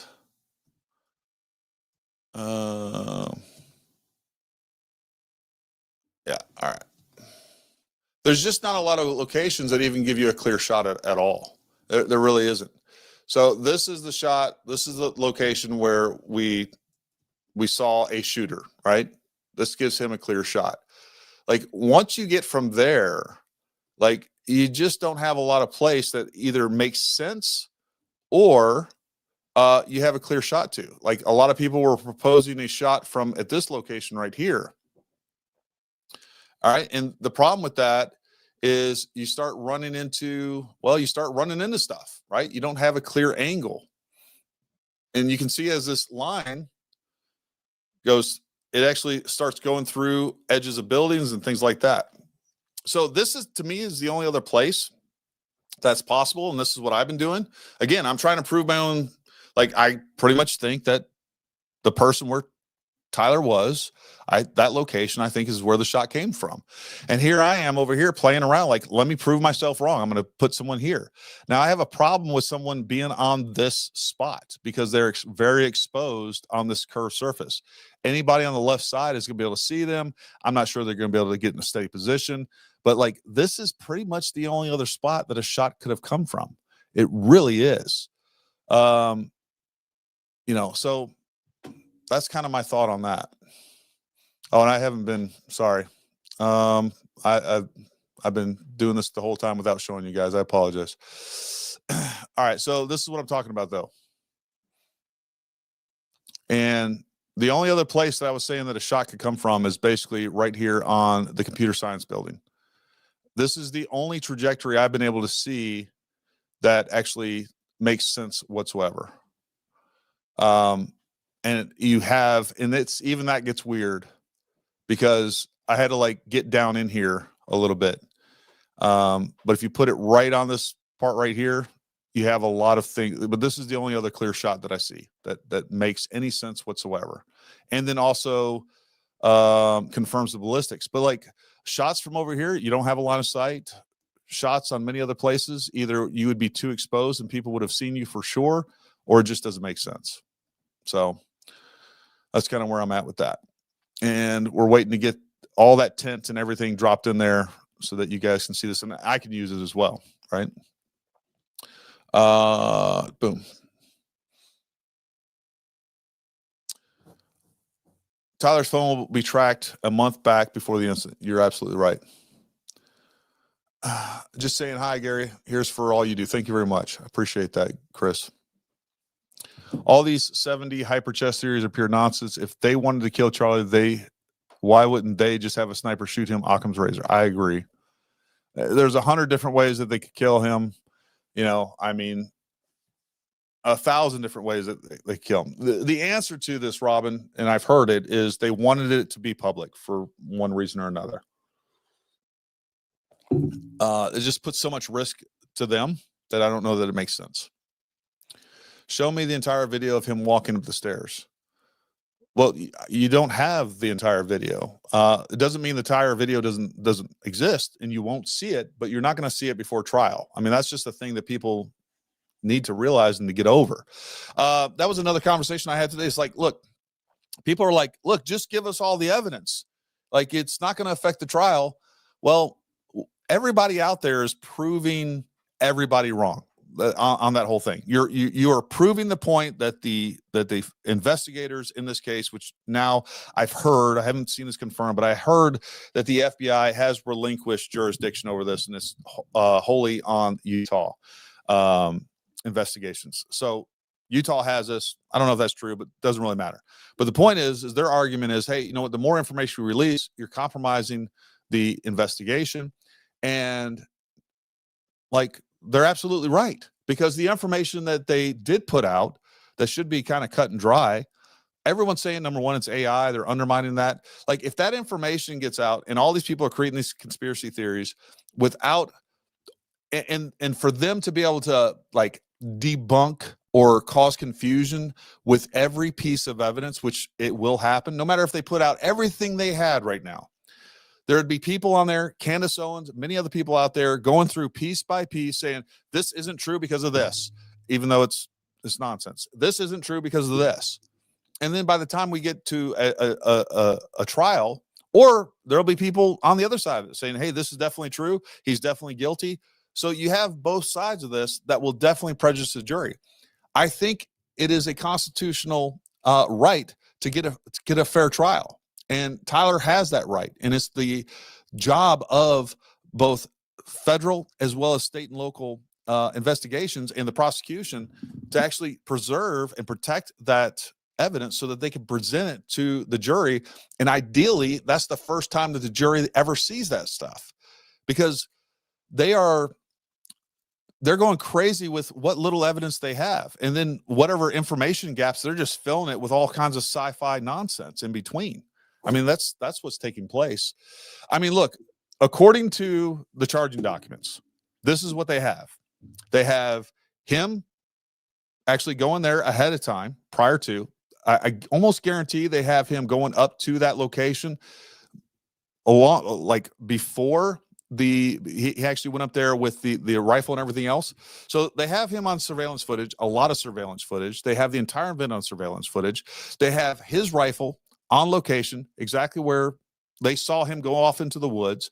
They have his DNA on the rifle. They have his DNA on the trigger. They have his DNA. This is all according to charging documents. They have his DNA on the spent cartridge. Like, they have that.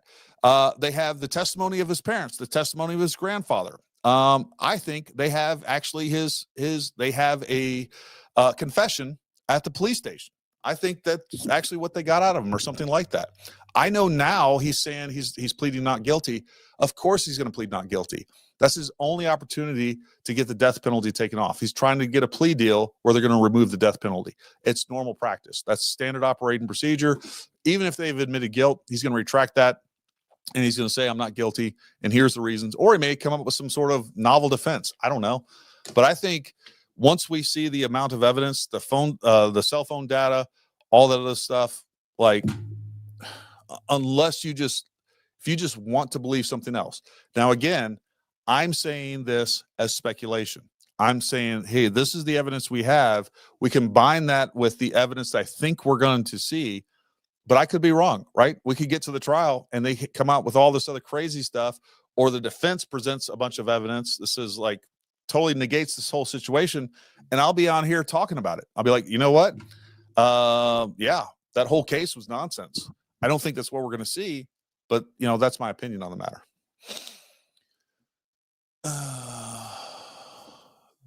This worst cover up I've ever seen.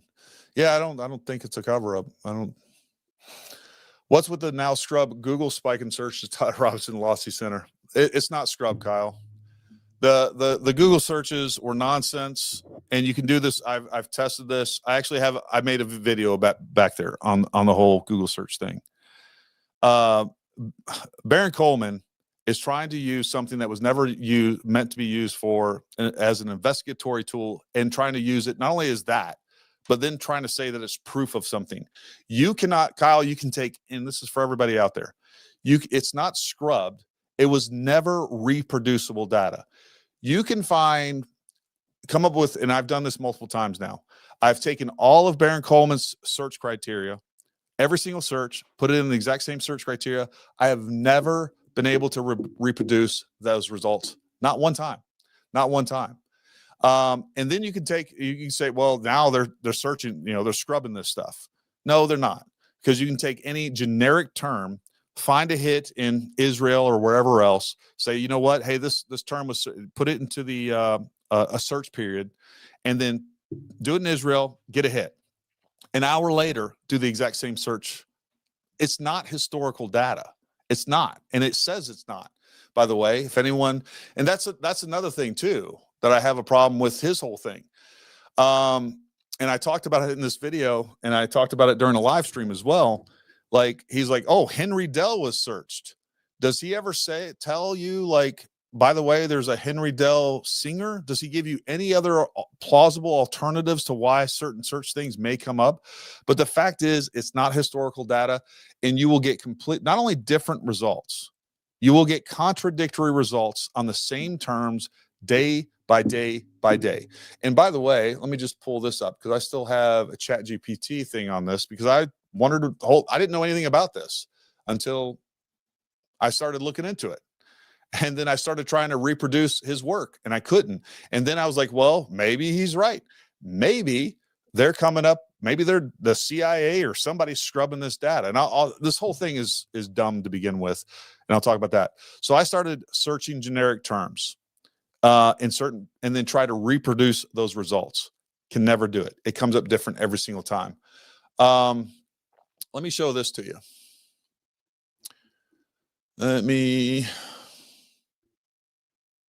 pull this up. All right. So this is a search that I did on Chat GPT. I just want to share this with you, and then we'll get to the larger point of this, which is the most important. All right. So we have Chat GPT. I don't know if you guys can see that. So I asked, why do Google Trends data change when looking up the same data from the past? That's a really good question, and it confuses a lot of people, even researchers. Here's why Google Trends data can change when you look up the same topic or date range at different times.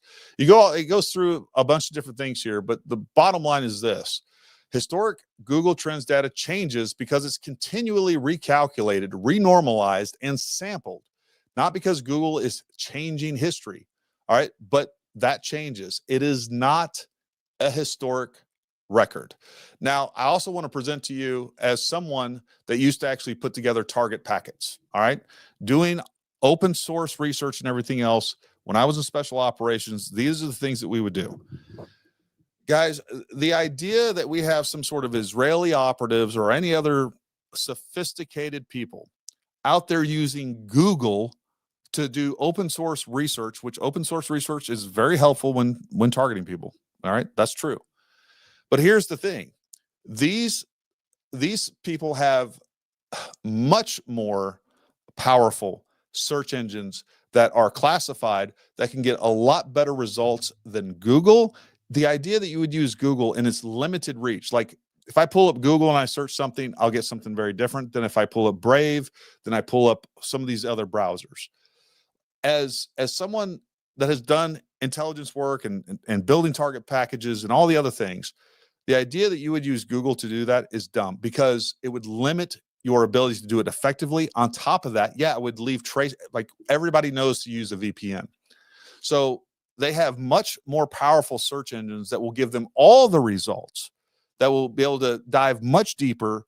And this is just open source stuff. This isn't even searching the classified parts of documents and things like that governments and state-sponsored elements would have access to. The idea that these people are like picking and choosing targets and going through a planning process of assassination Charlie Kirk using Google is absolutely stupid. It is the dumbest thing I've ever heard. And then on top of that, you're presenting this as facts. You've never checked your work. I don't believe that Baron Coleman ever checked his work, not once. If he did, he never got the same results. And by the way, literally during Baron Coleman's live stream, he refreshes, he goes back, and then he comes up with different results, like live as it's happening. So it's not, oh, well, the CIA is just getting me. No, you're an idiot. All right. You're presenting something that is not determinative. It is not determinative data. And not only are you using it and trying to say that you're some sort of journalist, number one, that's unethical. And they're, again, using that trash research and science and then trying to convict someone of murder conspiracy, and then pulling in Israel and these people and the Cayman Islands and all the other nonsense that he did with it, it's ludicrous, and it's immoral as well. So it's not honest. There's no integrity there. It's just trash. And by the way, he implicated me, like, oh, I searched Paramount Tactical, they came up in Israel. Oh, you know, I thought he was this American guy, whatever. And, you know, but look what we got here. He was searched in Israel. Well, first of all, if you search Paramount Tactical, you're going to find it in every country where a training company, where we have a large footprint on YouTube and social media. You're going to do that anyway. But basically what he did with that, he accused me of treason, all right, that I'm working for another country because of a Google trend nonsense. It's the shittiest thing that a person can do. And I'm just telling you right now, I would never do that. I would never do that. I find the accusation disgusting. And I find that him not telling people about the inaccuracy of the data and then presenting it all as fact is the worst. I mean, it's some of the worst nonsense I've ever seen. It's dishonest. It's for likes, clicks, views. And it's worse than tabloid. All right. I'm trying to get worked up on here, but I did. The dumbest defense attorney on earth can get this case. No, we can't. No, we can't. No, we can't. There's going to be such a huge, there's going to be so much overwhelming evidence on top of this. You're just wrong. I don't know what to tell you. There are many technologies developed to acquire a target without a lot on sight. Think of the trillions we spend on defense. Yeah, I don't think that was used. I mean, space lasers exist too. They're not using that. Like, and this is what I'm telling, like, Clinton, I would just, again, I asked you to please do, like, why do you believe this almost no matter what? Without evidence, in spite of an overwhelming evidence that all the evidence points to Tyler Robinson in that location. And instead of accepting that evidence, we reject it completely. And then without any evidence, we latch onto another narrative. And this is a real psychological problem. And it goes back to, like, the wife that was cheated on. Like, I get it. I understand where it's coming from, but it makes you susceptible to being tricked and even tricking yourself. Like, yeah, there's lots of technologies available or potentially available that could be shot without a lot. We could put some sort of mechanical gun up there, remote operated system, like, but where did it go? Where did it shoot from? Like, do you think that we had some sort of indirect fire unit that took place? So you're latching on to sci-fi. And not only that, yeah, there's some systems out there that exist like that. But there's so much risk in using them, and it just doesn't make sense. But, like, we're coming up with science fiction to sort of jam into the idea that Tyler Robinson didn't do it. Like, the evidence doesn't say that. You're believing in something in spite of evidence against it. And it borders on, I don't even want to say religion. Like, there's more evidence for most religions than some of this stuff. So, you know, and I respect you, Clinton. Thank you for watching all those things. I'm not trying to be ugly or mean. I'm just saying, like, maybe challenge yourself a little bit and just make sure that you're doing a good cogsec and make sure that it all makes sense. I don't know what to say. I just won 2,000 at the casino. I'm going to be super chatting all night. Sounds good. Gary, I think it's time to be done trying to convince these people. It doesn't matter how much evidence you give them. They'll just say it's fake. Yeah, it's a problem. I'm afraid someone's going to end up getting hurt by what Candace is saying. It's dangerous. I think people have gotten hurt. I think people's lives are in turmoil. I think, you know, some of these security guys, you know, like, they can't even go out with their families and stuff, I'm sure, to some extent. Like, I think they've just been demonized and vilified in the public eye to a point that it's un-American and it's wrong. maybe you should reach out to Candace and you guys talk about all the things. I would, if I don't know of any way to reach out to Candace. She doesn't have a message box on her X. I do. If she or her producers want to reach out to me and talk it out, I would love to. All right. I would love to be able to talk to her, and we can do it offline. I'm not doing it because I want to get on Candace's show or whatever else. I would love to have a discussion with her. I'd love to make sure that I understand where she's coming from. And, I want to make sure that I am, I don't know, being accurate the way that I'm describing what she's saying, because there could be some of that. And look, I'm very earnest in the idea that I don't want to divide us any further in this. I genuinely, if anyone has good arguments, good evidence, good presentation, and I'm just saying, like, you have a convincing argument about any of these other theories, let's talk about it. I think the more people that we have involved in this, where we can sanity check each other and we can talk to each other with respect and be like, hey, I think you're wrong because of this. And, I challenge them, they challenge me, they provide their perspective. I mean, I got a great working group on X, where we do that. We have this chat thing going on X, and we give each other different theories and what we think. And then we no, that doesn't make sense. But we do it with respect. We give each other a hard time. Like, hey, you're an idiot this time. But it's a bunch of smart people that are objective and trying to get to the truth. And it's been extremely productive. And we could do that at scale with all the resources that people like Ian Carroll have, Candace has, I have, Valhalla has, Nate over at Valhalla has. Like, we could get together and have these discussions without calling each other names, without throwing accusations at one another, saying that you're being paid by somebody, you're being influenced by somebody. Like, that doesn't help anything. It's not constructive. It's destructive. It doesn't get us to the truth. And then the other thing too is there are some people that are just motivated. Their motivations are something else, and it's not the truth. I can tell you that. There was a manhunt for the shooter. Why wouldn't you put out as much information as possible and look for the suspect? Come on, Gary. Because I think they knew that they could put out, and it worked. I mean, I don't know what to tell you. I think they were trying to put out what they needed to get the response that they got. I think that was very calculated. I don't think it was like just willy-nilly, let's put this clip out and put this clip out. I think they were like, hey, this is descriptive enough to where we're not going to be inundated with like all these people, but people that know this guy and recognize, like, I'm sure they have whole AI programs that help them determine that. And if they don't, they definitely have human behaviorists. They have people that do this professionally in the FBI that are really good at this stuff. They know how to identify people without giving out too much information. Like, this is probably a very formulaic process. I don't know any of that. All right. Again, that was speculation, but that's what I think. And what I can tell you is Netanyahu's on the Epstein list is his parents turned him in. All right. Like, I don't know how you can get away from that fact other than just saying, hey, the charging documents are complete BS. And if that's true, we will find out in the trial for sure. And I'll be right there with you. Hey, something is amiss here. David Hill, thank you very much, buddy.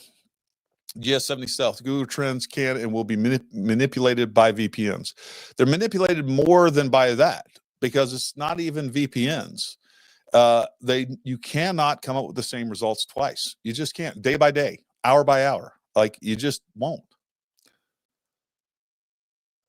His defense will be, I was brainwashed by 9 angles, order of 9 angles. Maybe. I don't think it's going to work. Gary defensive as hell tonight. Okay. I guess get a little, well, number one, I'm human. I'm not defensive.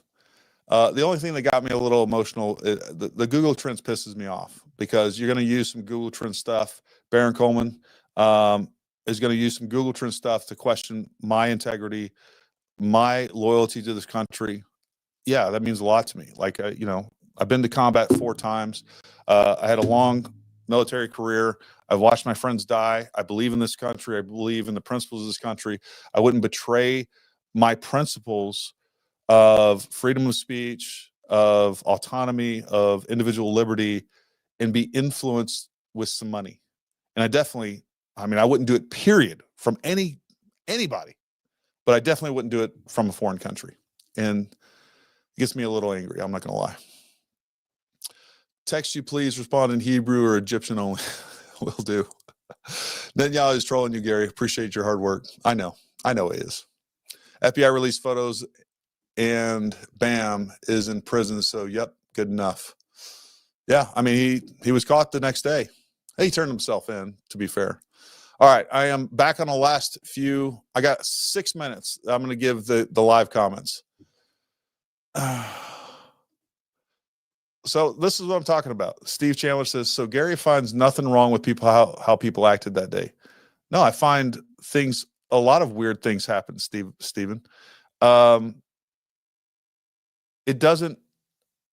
can't say people are acting weird in a shooting and then jump to, oh, well, maybe they're involved in it. As far as the security and stuff go, no, I don't think they acted weird. I think people are making a much ado about nothing. Like I literally wasn't even thinking about it. I moved my sleeve, right? I did that. All right. And as I'm talking about this, but like, as we do things, if you sat here and analyzed my body language all night long and everything else, like, and then you slowed it down and you created, that was another one I didn't cover, where, there was that video going around of they said Charlie raised his hand, he was still alive. I was getting that from everybody. And then I found the actual video and it was cropped down where they're moving his arm and they slowed it down in slow motion. So my question to you would be, Mr. Chandler, do you not see anything wrong with the overwhelming amount of misinformation that has been put out by the private sector? Like, we could talk about, I really can't find, and maybe if I really went through my notes, I probably could find something. I can't find where the FBI is lying about anything, that provably lying about anything. We'll find out come the trial. There's been lack of information for sure that people are frustrated with, but there has been hundreds. There has been a misinformation campaign that is being conducted against you, the American people, on this issue. Whether you're talking about conspiracy after conspiracy after conspiracy after conspiracy, alternative theory, different shooter, different location, like, without a doubt, there is a misinformation campaign taking place for sure. And so I would say you don't see a problem with that, or you don't find that suspicious, because nobody's even looking in that way. I'm glad you are seeing that whole thing is really simple. There is no other shooter. There's no other angle. There's no big conspiracy. I won't say that we have evidence that there's no big conspiracy. All right. That's where I kind of draw the line. I don't know what was done or who was involved with totally fanaticizing, radicalizing Tyler Robinson.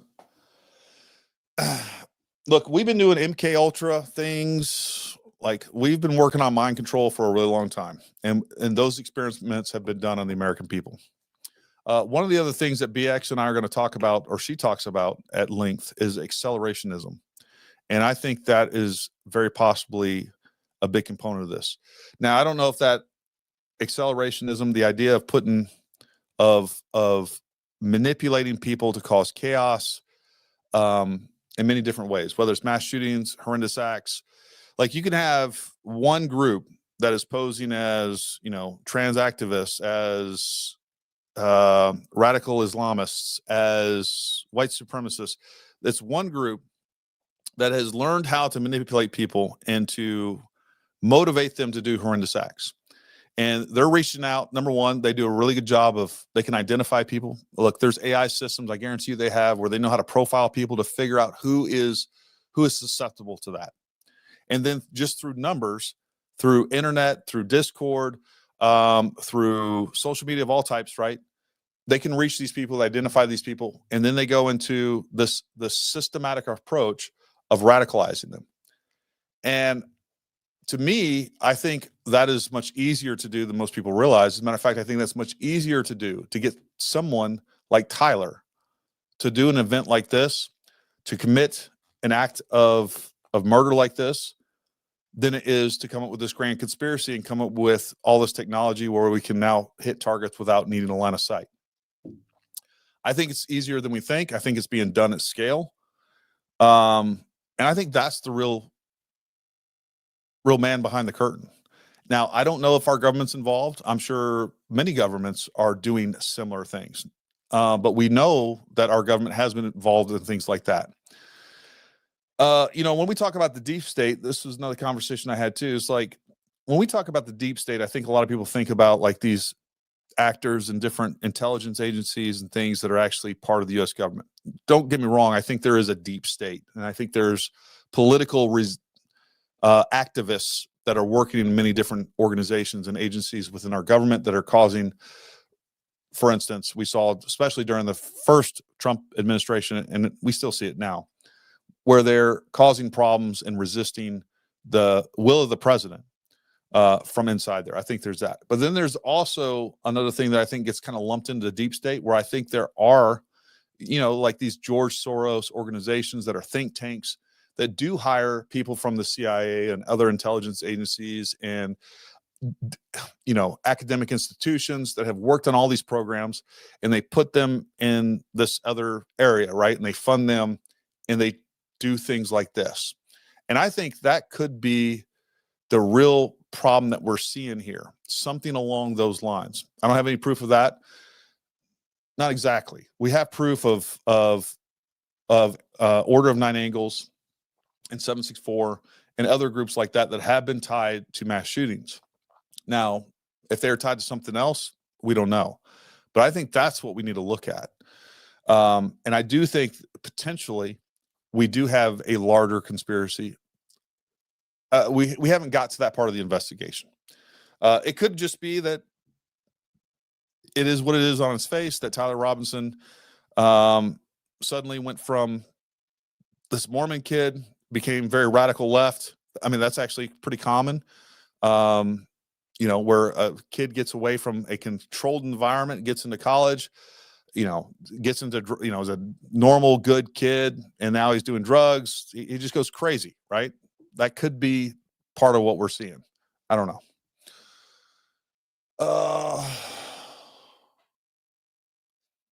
Who said the trial isn't being televised? That hasn't been ruled out. No, it hasn't been ruled out. That's correct. There's a lot of speculation that it's not going to be, but it has not been ruled on.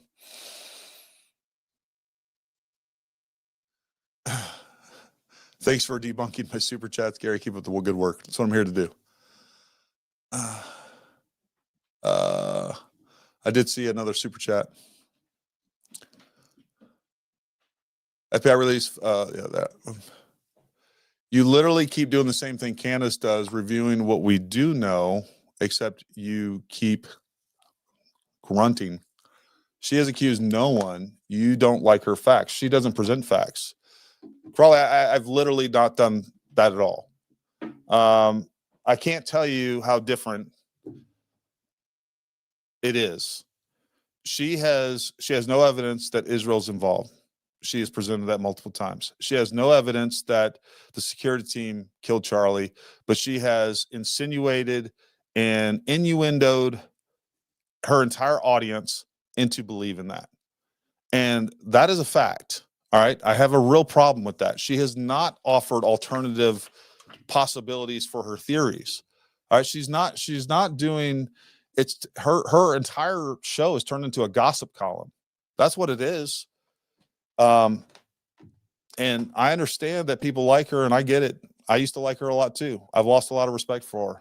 I think she has gone the way of, I don't know what her motivation is, and I don't want to assign motivation to her. I'll just leave it at that. The only open question in my mind is the wound itself. None of the malicious scripters care about Charlie. That is, a lot of this is true. Yeah. B. Coleman was going to confront you, so be ready. I don't care. He can confront me all he wants. I'm not even worried about it in the least. Why do you keep saying he questioned your loyalty? He did. He said, oh, I thought he was a great American, blah, blah, blah. But, he was being searched by Israel through innuendo. I'll say that. He didn't say it directly. And that's another scumbag thing. I see how he does. It's through innuendo. It's not direct. Okay. I'm a direct dude. Like, if you're going to say that, if I'm going to accuse you of something, I'm going to do it directly. Yeah.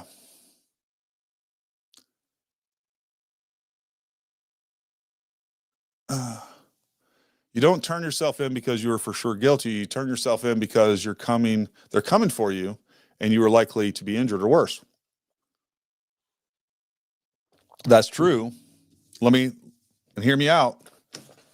Sometimes you turn yourself in because you're guilty and because you confessed it to your parents, and your parents talked you into turning yourself in because you were going to kill yourself, because that's what the charging document said. His parents talked him out of killing himself, talked him into turning himself in. I mean, that's true.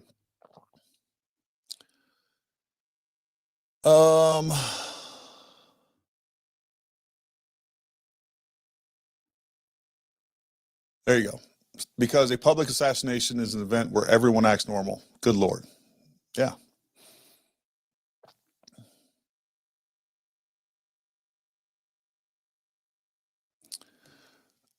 He didn't jump over the table. GICR, I did a whole video on it. I'd go watch the unredacted version of that on Rumble. It got restricted on YouTube. I provide you exactly what I think is being done behind that. And on top of that, the handoff that you're talking about, that is incorrect. I'll just go ahead and post a link right here. Let me find that video. Here it is right here. I will. All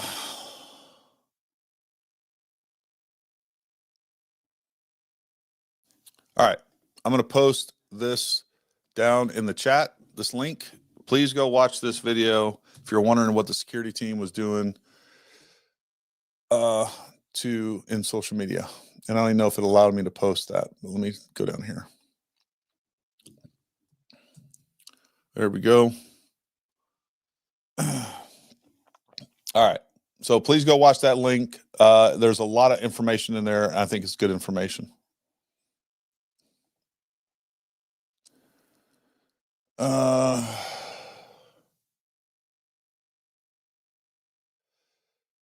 Yeah, so I did just post a column. Gary, have you seen the Turkey Tom video on Lance Twiggs? It's wild. There was a Substack that I posted on Twitter that apparently is the basis of the Turkey Tom video. I haven't watched the Turkey Tom video. I've been meaning to. So there's that.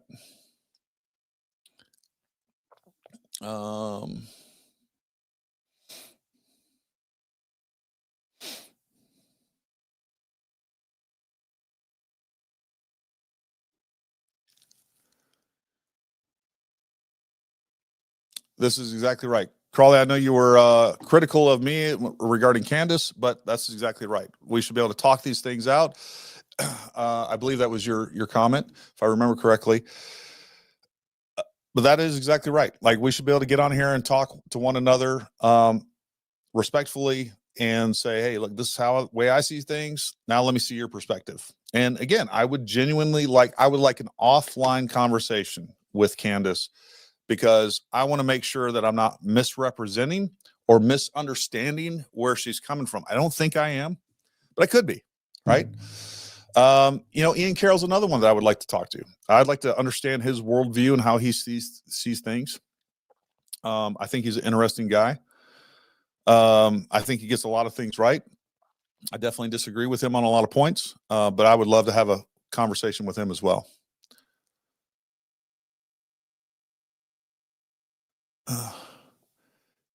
Yeah, look, anything that's exposing child exploitation, I'm all about. And that's why we're having BX on tomorrow.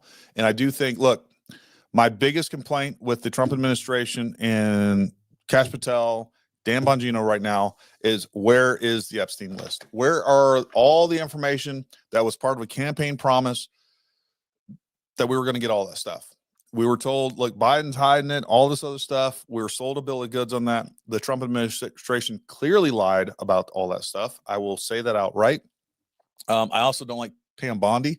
I think Pam Bondi needs to get fired right away. I don't trust her. I think there's something amiss about her. She has said some very horrendous things. She's repeated other talking points when it comes to, like, we can have freedom of speech, but we can't tolerate hate speech. No, hate speech is covered under the freedom of speech. It's just a fact. That's the way that this republic is supposed to run. So there's some things I have some problems with there. That being said, I'm not going to say, okay, I'm not going to vote for Republicans because they did this, because guess what? The alternative much worse. And that's usually what we're left with, is the lesser of two evils when you're in the voting booth. And quite frankly, there's a huge difference, in my opinion. We were getting the Epstein files, all that stuff blocked under the Biden administration, and then a whole lot of other things as well. Just complete corruption in my mind. And I don't have the time to go through and enumerate all those things.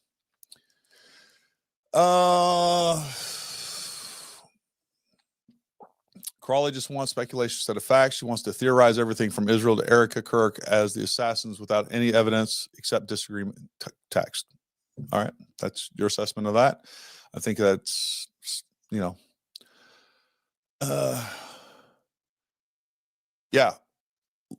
Jeff Johnson, he's one of our moderators, says, Loyalty Gardens, if your friends got banned, it wasn't for disagreeing. I've been doing the banning.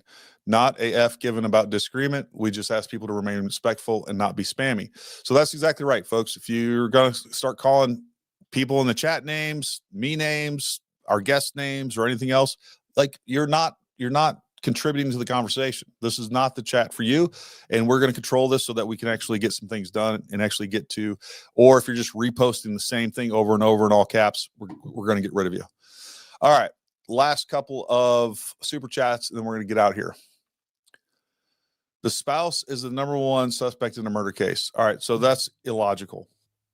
Just because that's true doesn't mean it's true every time. And there's no indication that Erica, and I think, given the amount of evidence that we have pointing toward Tyler, to redirect any sort of criminal activity or blame or any other accusations to Erica, I think is, look, I think some of that's the part of this that I think is a political psyop, right? I think there are definitely organizations that do not like TPUSA, couldn't tear TPUSA down while Charlie was alive, and they're exploiting and taking advantage of this and capitalizing on this event so they can damage TPUSA's reputation, Erica's reputation, while she's dealing with the loss of her husband and going through all the things and trying to put on a good face and all the things that she has to do. A lot of people are saying, hey, look, her behavior is suspicious. Like, have you been in her situation where she's trying to, honor the legacy of her husband, stay strong for everybody, do all the things that she's expected to do? And she's clearly a different person, right, than most people out there. She does do some things that I find weird. I don't find it necessarily suspicious. I just find it odd. People are weird. Show evidence of Netanyahu Epstein when you get, then you will change our mind. So that's right. Like, if you disagree with me, provide the evidence. All I hear ever is speculation. Well, what about this? What if this happened? Well, what if this happened? Well, what about, it's just whataboutism to the moon and back about things you got no evidence for. That's the problem with this whole discussion. Do you think the shooter acted alone? Candace claimed that she had seen the autopsy report or death record. Autopsy reports not public. Record in Utah. Death records are not public for 50 years.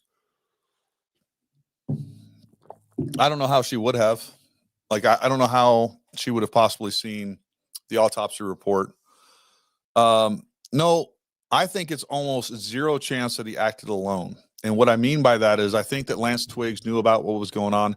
I don't know if there was anyone else there materially supporting him or providing any material support whatsoever, but I think there was lots of people that knew about it.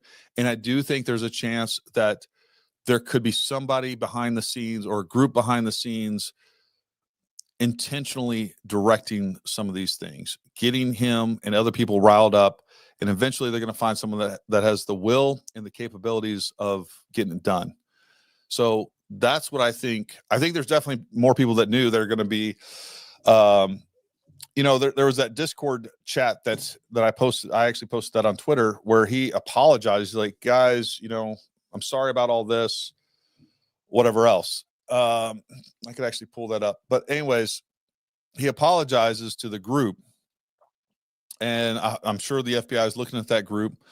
You know, he's basically apologizing that, in my mind, how I interpret this is he's apologizing that, you know, he's leaving, that they're probably going to be investigated and all of those things. But I think there's almost zero chance. There's zero chance in my mind that Lance Twiggs didn't know about this. Zero chance. I think he knew about it. I think this was,